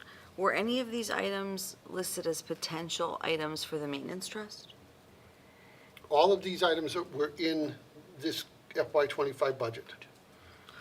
So they were in the FY25 budget as items in the budget? They weren't listed as potential spending from this year's maintenance Correct. trust? Okay. Could you tell us what the IT office renovations are? Something doesn't make sense to me. So if these items were already in the budget, why are we using, or recommending that we're using the That was to underrun free up the money, To free up the which he was talking about, to get the funds ahead of time for the boiler. and Oh, the other so stuff. it's not double counting or anything? No, we're just I'm not suggesting that you are. I'm just trying to connect the, We're just Connect- accelerating the process okay. so that the money that was freed up could either be used by the facilities committee on their planning or boilers, Okay. or if Lauren comes to me and says that things have changed a little bit in special ed, then we will need to make some adjustments in that budget. Okay, thanks. Okay. Thanks for the clarity. My question was what's the IT renovations? The IT renovations, if you were to look, well, I'll use the high school because that's the easiest one. If you go into the library, the IT room is there on the right, and it was a hodgepodge created of, well, I'll say a couple smaller spaces, and it's not really appropriate for what we're doing now with IT infrastructure and the other things we're running. So this will allow us to renovate that and more closely align with like how things should be done with regard to all your hardware and software and wiring. So it's more a hardware room than an office? Correct. It's also where our tech resides. Oh, it is? But it's also the hardware room. Okay. Yep. Good? Okay. All right, so are we done with that? Yes, we are. Any other questions on that? All right, so moving on to the next thing. Sorry, I just have to close this for a second. I need a budget committee update. The budget committee has not met since February. We'll have our first meeting of since the district meeting, since the district meeting will be next week, so there's something to report. Okay, great, thank you. All right, and then I need the facilities update. So we didn't meet in April due to inclement weather and so forth. So this was our first meeting earlier this month to get together in several months since before our annual meetings. We went ahead and rescheduled the board, or the committee. Lance will be taking the lead as the chairman. Restructured, what'd I say? Rescheduled. I'm sorry, I meant restructured. And I'll be assisting him with any agenda, work, putting agenda together. We did receive a very interesting high-level study, because we were starting to move into alternative energy options and things like that. And this somewhat of a high-level study looking at both buildings. It's not just a single discussion about a solar install or anything. There's a lot of other things, I think more particularly this building than necessarily the high school, that really needs to be considered, because there's a lot of different things that kind of are coupled to how we move forward with any kind of alternative energy solution. So I expect that, we had a very interesting discussion and kind of talking about the different systems. One thing that kind of jars in my memory is that we have, I believe they're either air handlers or there are some kind of units that are almost out of their end of life, but they have some life left in them. But they're not necessarily used because they're noisy, and so teachers will turn them off because they're just, distracting during their delivery. So we have these systems, but they're not being used. So I found that's kind of an interesting thing, and that I think the committee needs to be aware of. And so it may not be just an end-of-life discussion on different entities that are of systems in these buildings, but how easily are they to be used and used effectively, right? We're going to get in a lot deeper content, I think, in June, and more so in July, because the work is ongoing currently right now. So it's going to take a little time to gather that information, put it together in something that is consumable by the committee. So I expect a lot of interesting stuff to keep taking place in June, and more specifically in July. Great. But I like where we're moving and the pace at which we are moving. Andy and Gina, I don't know if there's anything I may have missed, but by No, all I think- means, or Tom, jump in. I think it was great. Great, thank you. The only comment I have is I was really, the presentation that Mike gave as a consultant, one thing he really pointed out is there's really two approaches. There's short-term and there's long-term, and what's best what his recommendation from both a cost and a functionality standpoint, long-term, requires a high potential initial investment, but if you make the commitment, there's potentially a whole bunch of federal money available. Yes. But the concern is, how do you sell something to the public when, even though the net tax impact may be zero, the amount you put in your budget for it is a huge number. Yeah. And it's always that thing, it's like when people object to a warrant article to get reimbursed, Right, how do we deal with the optics when Yeah. the reality is so different? interesting. It's going to take a lot of communication, I think, and a lot of explaining, far more than you can do in a evening at town meeting. Right. So Public forums. that's going to be Yeah. something that we're going to have to lean into as a committee as well. Great, well, thank you, thanks so much. Sure.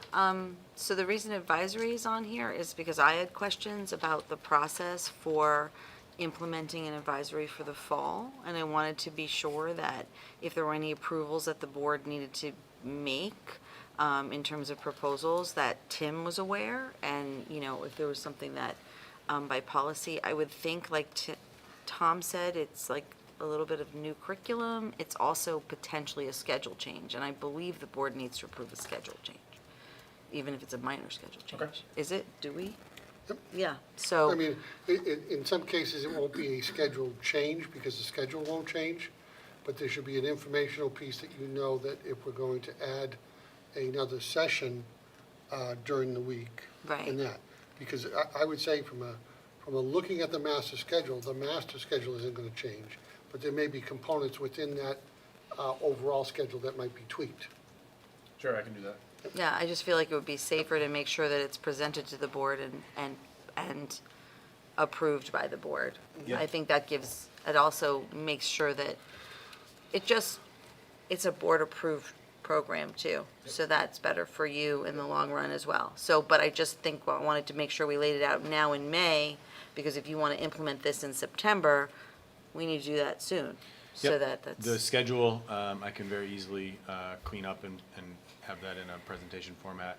The curriculum, like I alluded to earlier, is a work in progress. Right. And continue to develop. That's fine. Through our professional development. Right. And through the Instructional Practices Committee, which will eventually evolve into that advisory leadership team. Right. So the goal will be to have, that in place for the fall, and I can continue to update you on where we're at as we progress through the summer. But the schedule is easy. I can certainly bring yeah, that I think forward maybe if we next just month. have something to approve, maybe in June or July would be Sure. great for your sake Got and it. for the sake of the public, because they need to know that it's like a board-approved, I think, it's my opinion, that it should be a board-approved program. Tim, what's the name of the gentleman, the staff member who's leading some of the discussions?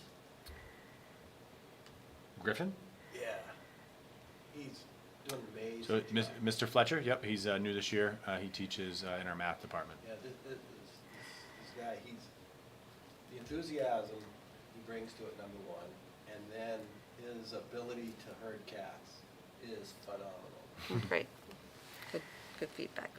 Okay, and then, so one of the things that we decided to do in terms of the stipends is make sure that we review them yearly as per our policy. And we were going to approach that by having a committee, I think, that we talked about in negotiations, right? Yeah, And that we- will include members. that would include a member of the board, potentially a member of administration, athletic director, member of the SAU business office, obviously, SAU leadership team. So I just today, I don't want to create a, There's one other element. yeah, Which is we are staff. going to invite staff members to voluntarily participate. They Right. do not have to be there, but if they would Right. like to, they can. So, so do we need to make a motion to create a committee, or is that just, If the committee does not exist, I believe we should. My suggestion would be, hearing the elements that Holly outlined, we should bring you back Formal. a formal proposal with the, who should be on it. right? Okay? And then kind of what the charge is. Yep. So everybody joining it. And then I would recommend you approve that in June, and that gives Tim his guidance, and you could approve it to, go on for a year, or it could become something that you incorporate into your yearly appointments to the stipend committee. So I just know that by policy, we're supposed to look at the stipends every year. Right. Like, and the board's supposed to approve them, look at them every year. So it seems to me like this wouldn't be something that you'd have to meet every month, but it's something that would have to Yep. happen every year. So I thought we thought, this was a topic of conversation within the Does conversation. this I make didn't know sense whether to I was supposed. combine? I think in the fall, there was something we put on the calendar to list the advisors, who's advising things. Right, that's one of that list that we're working on that, right. The annual calendar is what I Right. meant to say. Right.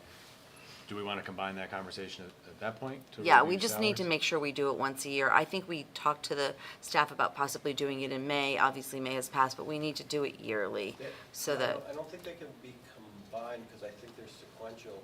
Right. You establish the stipends, Yeah.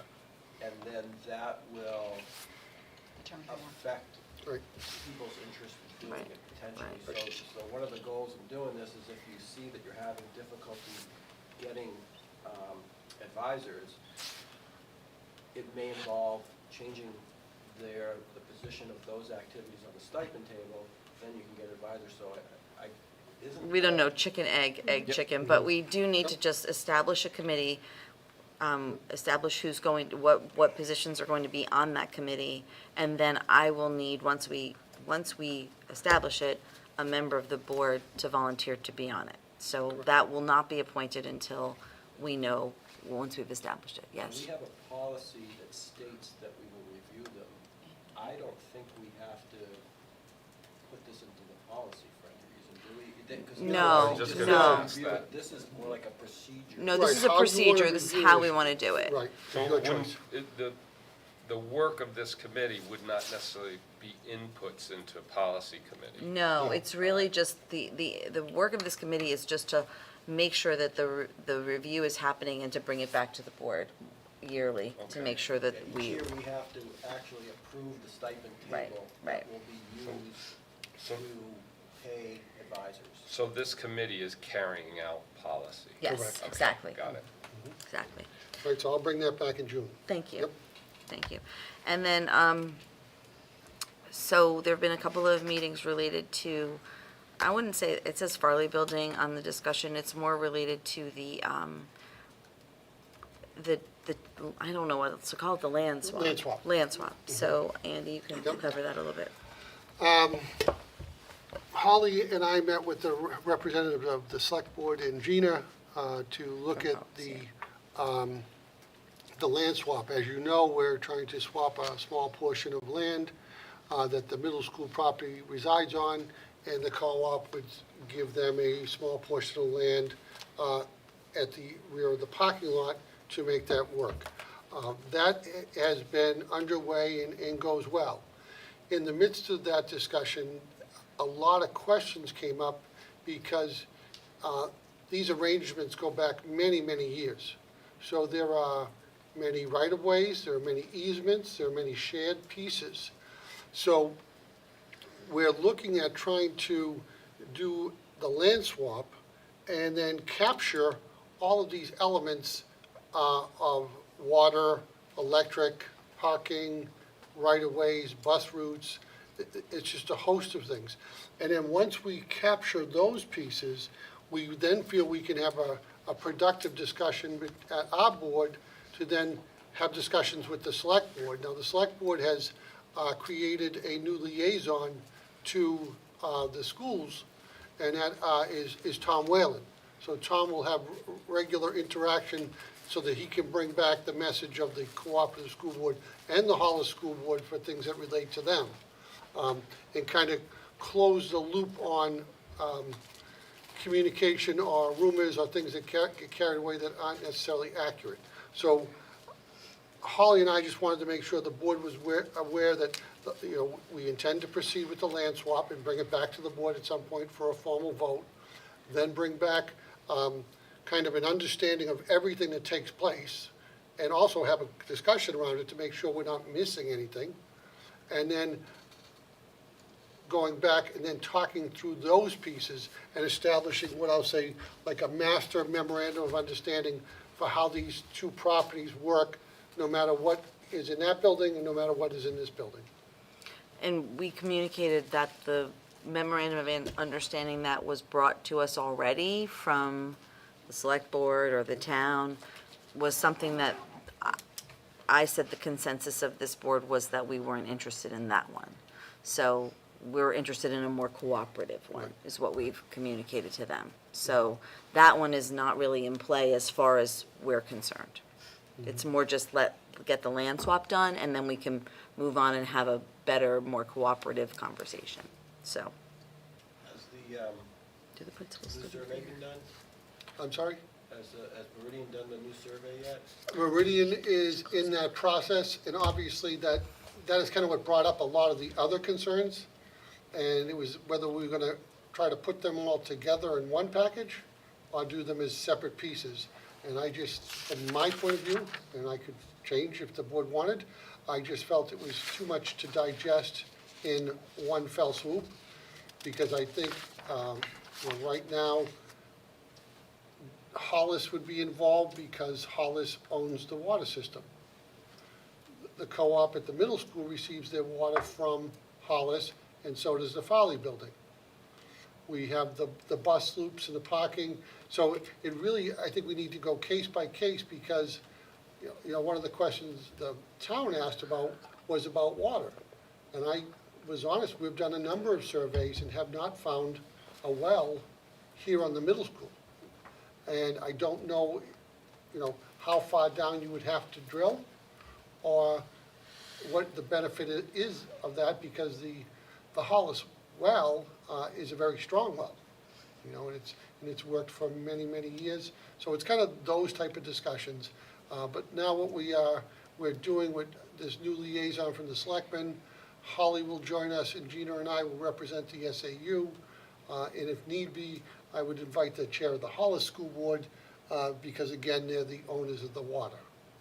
But Yeah, I'd be interested in any kind of studies around the capability of the Rocky Pond Pump House to supply any added capacity that a community center is going to need, Right, right? And, you know, it's the schools first, Right, and, you know, yep.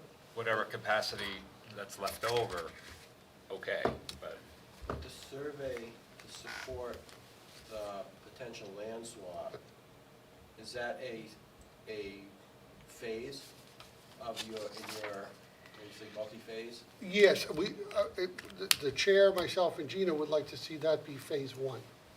Will that survey output the plan, the plot plan that comes out of that, identify right-of-ways and things that are on within the scope of that land?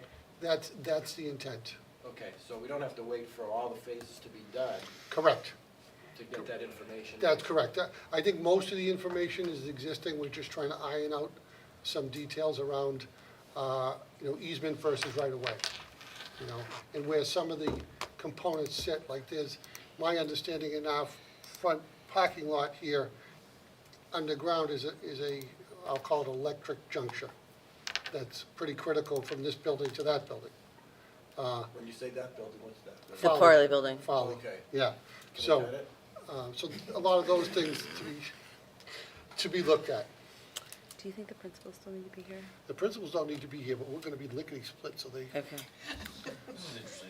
Okay. I want to be here for this one. okay, all right. All right, so are there any other questions on that? All right, moving forward, we're at deliberations. I have a few additional, I'm just going to do the few items that we have first. So Cindy, I need you to, what did she say? What was this thing she said she had to do? Cindy, I need you to state that you agree to adhere to policy BCA Board Member Code of Ethics. Just to repeat that. Just say, I agree I to. agree. Okay, there we go. That's good. Is that good? All right, great. Also, I need a motion to accept the following. I'm just going to read the entire slate of appointments, and I'm just going to ask for a motion to accept the slate of appointments. It's going to be repetitive because we did some of it last month, but I'm just going to read them all, and then I just need a motion to approve that. So I need a motion to approve the following slate of appointments to committees. Policy, Holly, Krista, and Rob. Budget Committee, Tom. IPC Steering is Krista, Holly, and Kate. Advisory Subcommittee is Tom and Kate. Grading and Assessment Subcommittee is Krista and Beth. Manifest, Rob and Kate with Cindy as alternate. Facilities, Rob and Tom. SAU Policy, Cindy. Spec, Cindy and Holly as alternate. SAU Budget Committee, Cindy or Beth? Raise your hand. Beth. Okay. SAU Wellness, Beth. HESA Negotiations, Krista, Kate, and I need a third person. You don't need a I don't need a third person? third. We were saying, just in case one of us. I'll do alternate if it's, or is it expected to be there, or is it an alternate if somebody, it depends, Which committee is What is that? It's HESA HESA, Negotiations. HESA. We don't need three, but it is better to have three. If you're gonna do it, you do have to be. You have to be there, yeah, and it's like afternoons, so, After, if it's afternoons, that's okay. If Okay. it's mornings, it's not. Okay. okay. Yeah, it's So afternoons, after school. Krista, Kate, and Beth. There we go. Great. Building administration compensation meetings, that's not really a committee, but Tom and Rob have been doing that. Stipends to be determined because we have to do the committee. So I need a motion to accept those appointments. So moved. Moved by Beth, second. second by Rob. Any discussion? Did I miss anything? Probably. All those in favor? okay. Okay, 6-0, motion carries. Not We, for lack of trying. now we need something for Dawn. You may recall from your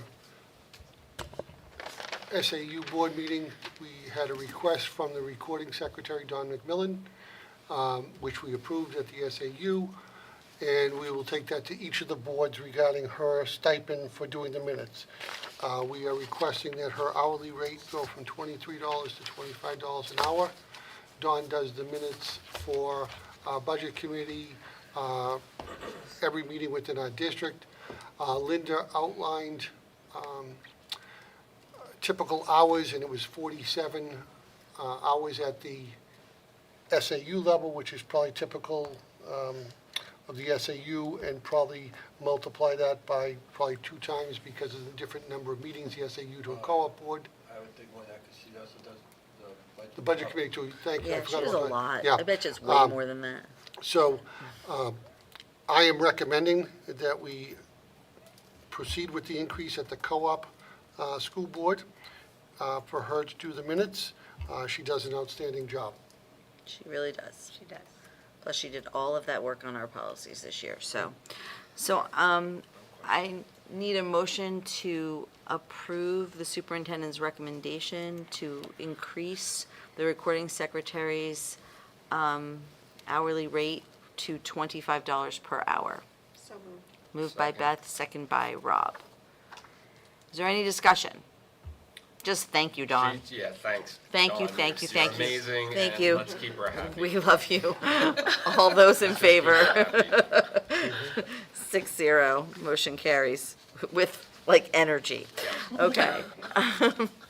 Yeah, well, you have to come up with something. Okay, next on my list, ability to hire. I don't know, can you give me the motion? Yes, I'll give you the motion. Dawn sent it to me. Thank you. This is not something that's in our, No, right. these were agenda adjustments. To authorize the superintendent to hire, accept resignations, and terminate staff until the August board meeting and require notification of the board of such actions. I need a motion for that. Moved by Beth, I'll second. second by Rob. Is there any discussion? do we usually do this in May or June? We usually do it in June. Typically, it's June. The last couple of years, actually, we have done it early only because of, I'm concerned about science. I mean, if somebody walks in and Tim picks up the phone and calls me and says, I have somebody, we'll go from 0 to a full offer probably within that hour. For anyone listening.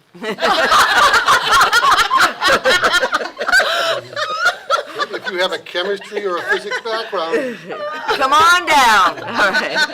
All those in favor? All those in favor? 6-0. We're still going to be here for another half hour. 6-0, yeah, that's, motion carries. You might want to close public. Oh, yeah, like 3 times I meant to do, but I didn't want to interrupt me. Yes, public input has been closed now. It's now technically closed at 8:37. It's been open for hours, so.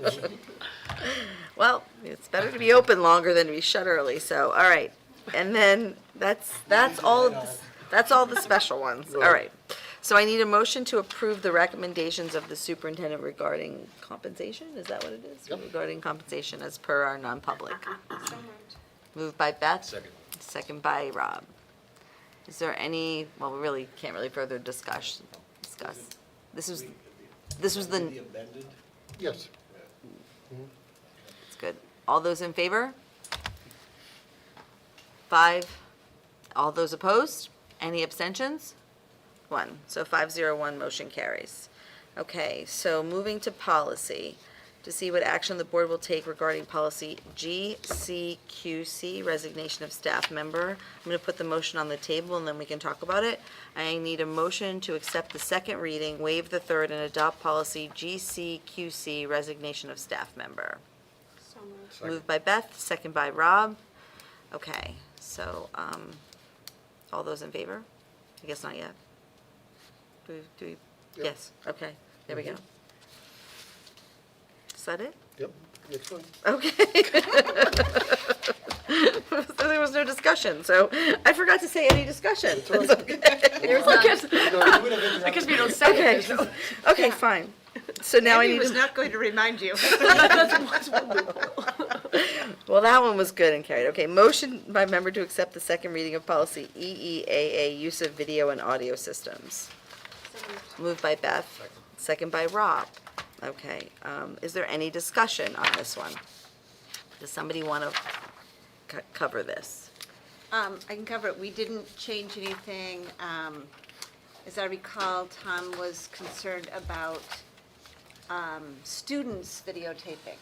well, more general, does this impact recording, maybe personal devices by anyone? Because reading through it, talks about the locations of the cameras are approved by the superintendent. So it infers that this is only talking about recordings from those equipment, but in nowhere does it actually state that. So, is it, we had a policy for students, or is it in the student handbook? that In they the are student not- handbook, it's we in the couldn't student- find a policy that Policy. governs student use, or generally speaking, recordings. Right, couldn't find it in New Hampshire School Board either, so it is in the student handbook that they are not allowed. But I guess one thing if you're going to exclude items from this policy, I would state that this does not include videos brought to the attention from people who have recorded on their own or something to that effect. Just, I mean. Well, what this is saying our use and how we use our cameras and how we use It doesn't our say live that. streaming. But it does not say that it's stuff that have only come from our cameras, that's my point. You might want to say in the opening line, this policy pertains only to videos obtained through the district's District's recording recording devices. equipment. Okay. Of all right. district. Are you making it, is someone making a note of I'm that? gonna make that. Does that make sense? Yes, Yeah. no, I see what you're Yeah, saying. okay, got it. Yeah, I got you. Gina, did And somebody? Gina's got it. The other comment I have is, in the first section, the third, I don't know, paragraph, all persons will be responsible, school was caught on tape by cameras, I would just say recorded by cameras. Get rid of the tape Where is part. Or that? just recorded. Yeah, Instead of caught on tape. Oh, okay, okay. it might be recorded on district equipment or, you know. District equipment, let's kind of generalize Yeah. the device that's doing the recording, because, you know, it's just gonna create snags, I think. Okay, did you catch that last comment, That's a Gina? good Good one. catch. Gina, you got it? Okay. So All right. can I just get a vote on this one? This is second reading, we'll take it back to policy unless somebody else has any concerns. Okay. All those in favor? 6-0. Okay. Next one. Trying, Andy. Okay. Doing great. I don't like when she does this. Okay. I know, but the motion she puts in here is to amend the title of section B by adding and or the, can I just do motion? Just as presented. Okay. Oh, I'm just curious, did we make the motion on the previous one to waive third and adopt? Yes, to Okay. waive and, Okay. For I didn't- EE, for first one. Yeah, I didn't pick up on that one. GCQC is second and adopt, EEAA is just second reading. Right, right. so can I No, just do accept second reading of EEAR? Yeah. Yep. So I need a motion to accept the second reading of policy, oh, it's not policy, is it policy? It's, Regulation EEAA-R as presented. Moved by Beth, second Second. by Rob. Sorry. Okay, so this one, we have some changes to. All right. So who's talking about these changes? I can. Oh, I'm sorry. I know I'm not. I was just looking at it and, So, yeah, no, so we definitely took a look at the minutes from the last meeting and the feedback from board members. So we went back and forth trying to replace things, and we undid them, and anyway, so we sort of came to the addition of that one statement before we hit A, B, C, and D. Video and audio systems include, but are not limited to security cameras and live streaming video and audio systems. So we're trying to identify what it is that we're doing. A, still really just referred to security cameras. B is what we would do for getting information on security cameras and or other recording devices, such as if we were live streaming, let's say, some sort of event and then something occurred, what we would gather from that live stream could be used the same as potentially a security camera. So we're trying to be a little bit more inclusive. And then looking at C, we're just viewing of recordings. So regardless of if it's direct from the security camera, that's how we would handle viewing and utilization of recordings. So we just kind of got rid of the security camera and made it more inclusive. And that's it. Any questions or comments on that one? All those in favor? Okay, great. That was 6-0. Motion carries. Dawn, thank you. And then the last one is JICI. I need a motion to accept the first reading of policy JICI, weapons on school property as presented.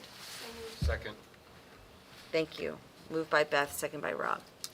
All right, so who's talking about this one? Is that mine? Am I talking about this one? I can. Can you do it? You wanna do it? I don't remember. So, every few years, we look at this in May. But anyway, this was brought before the We do look at it in May. the committee, and we made some clarifying statements, if you will. So in the beginning, weapons are not permitted on school property. In personal vehicles on school property is also a location where weapons are not permitted. They're not permitted in school vehicles, not or on the roof of them. So it was we're clarifying that like inside a bus or one of our vans, et cetera. And then we wanted to clarify the suspension statement. So suspension up to 10 days, because that's what the school administrator is allowed to do legally. Referral to the superintendent, because if a suspension is 10 days, a referral to the superintendent allows the suspension to extend for days 11 through 20, because that's what the superintendent is legally allowed to do. So referral to the superintendent for suspension up to 20 days, or expulsion from school may result. So it's clearly stating what the consequences are and like the range under which those consequences could be given out. And those were the like I said, clarifying statements to the policy after reviewing it.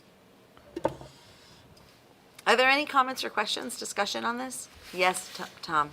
I think it's important somewhere in it that we make the statement that this applies to students only, because it does apply to students only. So technically, though, the weapons that are not firearms apply to adults as well. Okay, but for So adults are not, Stilettos. adults are allowed to have firearms. Well, and it's a J policy. what? It's a J policy, which is a student policy. It's a student policy. I called and talked to Barrett about it today, and based on the New Hampshire laws, we do not have the ability to regulate firearms for adults. Right. And it's even unclear. I would potentially disagree with Barrett on that in talking with the local police department. So I'd like to get clarification for the second reading. He said it's already been challenged in the state, but I don't know if the ruling has completely come down. But I understand the challenge, but I think there's a difference between us accepting somebody to bring it on property as the owner of the property and the ability for that person to carry. Those are two different things to me.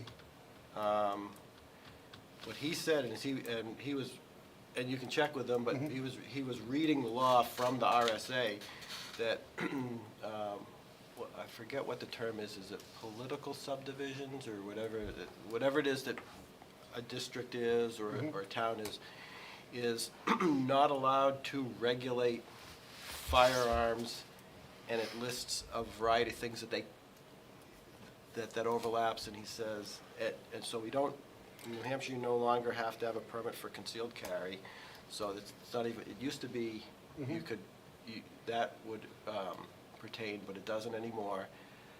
He said it's even being brought to some legal, in some of the districts in New Hampshire, they're asking whether it impacts teachers, and that's a bit of a gray area. Yep.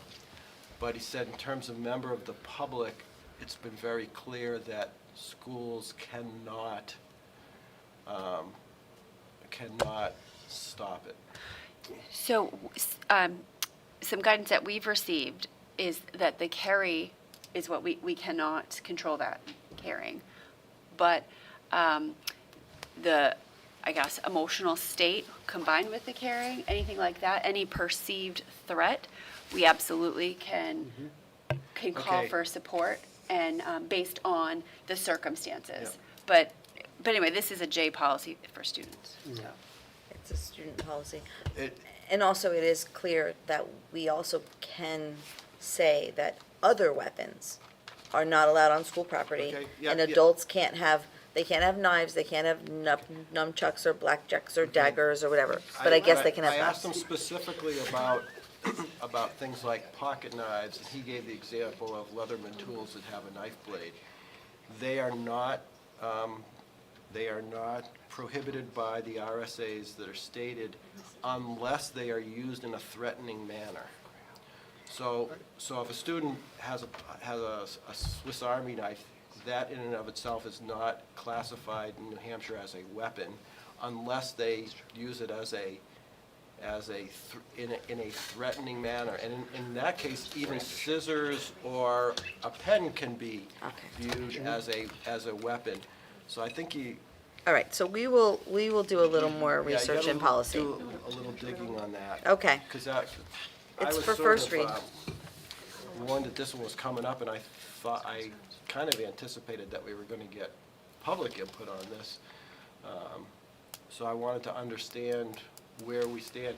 Don't get me wrong, I'm not advocating that we should be allowing stuff, but I want to make sure that we don't step into an area that puts us on the wrong side of New Hampshire law. We are definitely in agreement there. I just think there are nuances to the situations, but I think the reading of the law is correct. But the situation that may occur in a main office may be something that we view differently. So perhaps we can capture that some way Yep. in this. Yeah, I think that's a great suggestion. We will and we'll get figure it stuff to out. policy. We'll Yeah, go back to and- policy with it. Barrett said that if he or Will can be of any help, please let him Yep. know. Okay, Yep. we'll call him They're always Will or there. Barrett. Okay. So all those in favor? This is first reading, right? First Yeah, read, first. it was first read. 6-0, motion carries. So we did the other things that are on the agenda. Looks like we did the committee assignments. We did, I don't think we have to do this because Cindy just did that. So I just need a report out by the process observer. Okay, so we came out of non-public and entered into our regular agenda at about 6:40. We had several agenda adjustment nominations and resignations, but it's typical for this time of year. We received great correspondence from Trevor Duval regarding the Washington trip. Sections E and F were chock full of report reviews and committee updates and financials.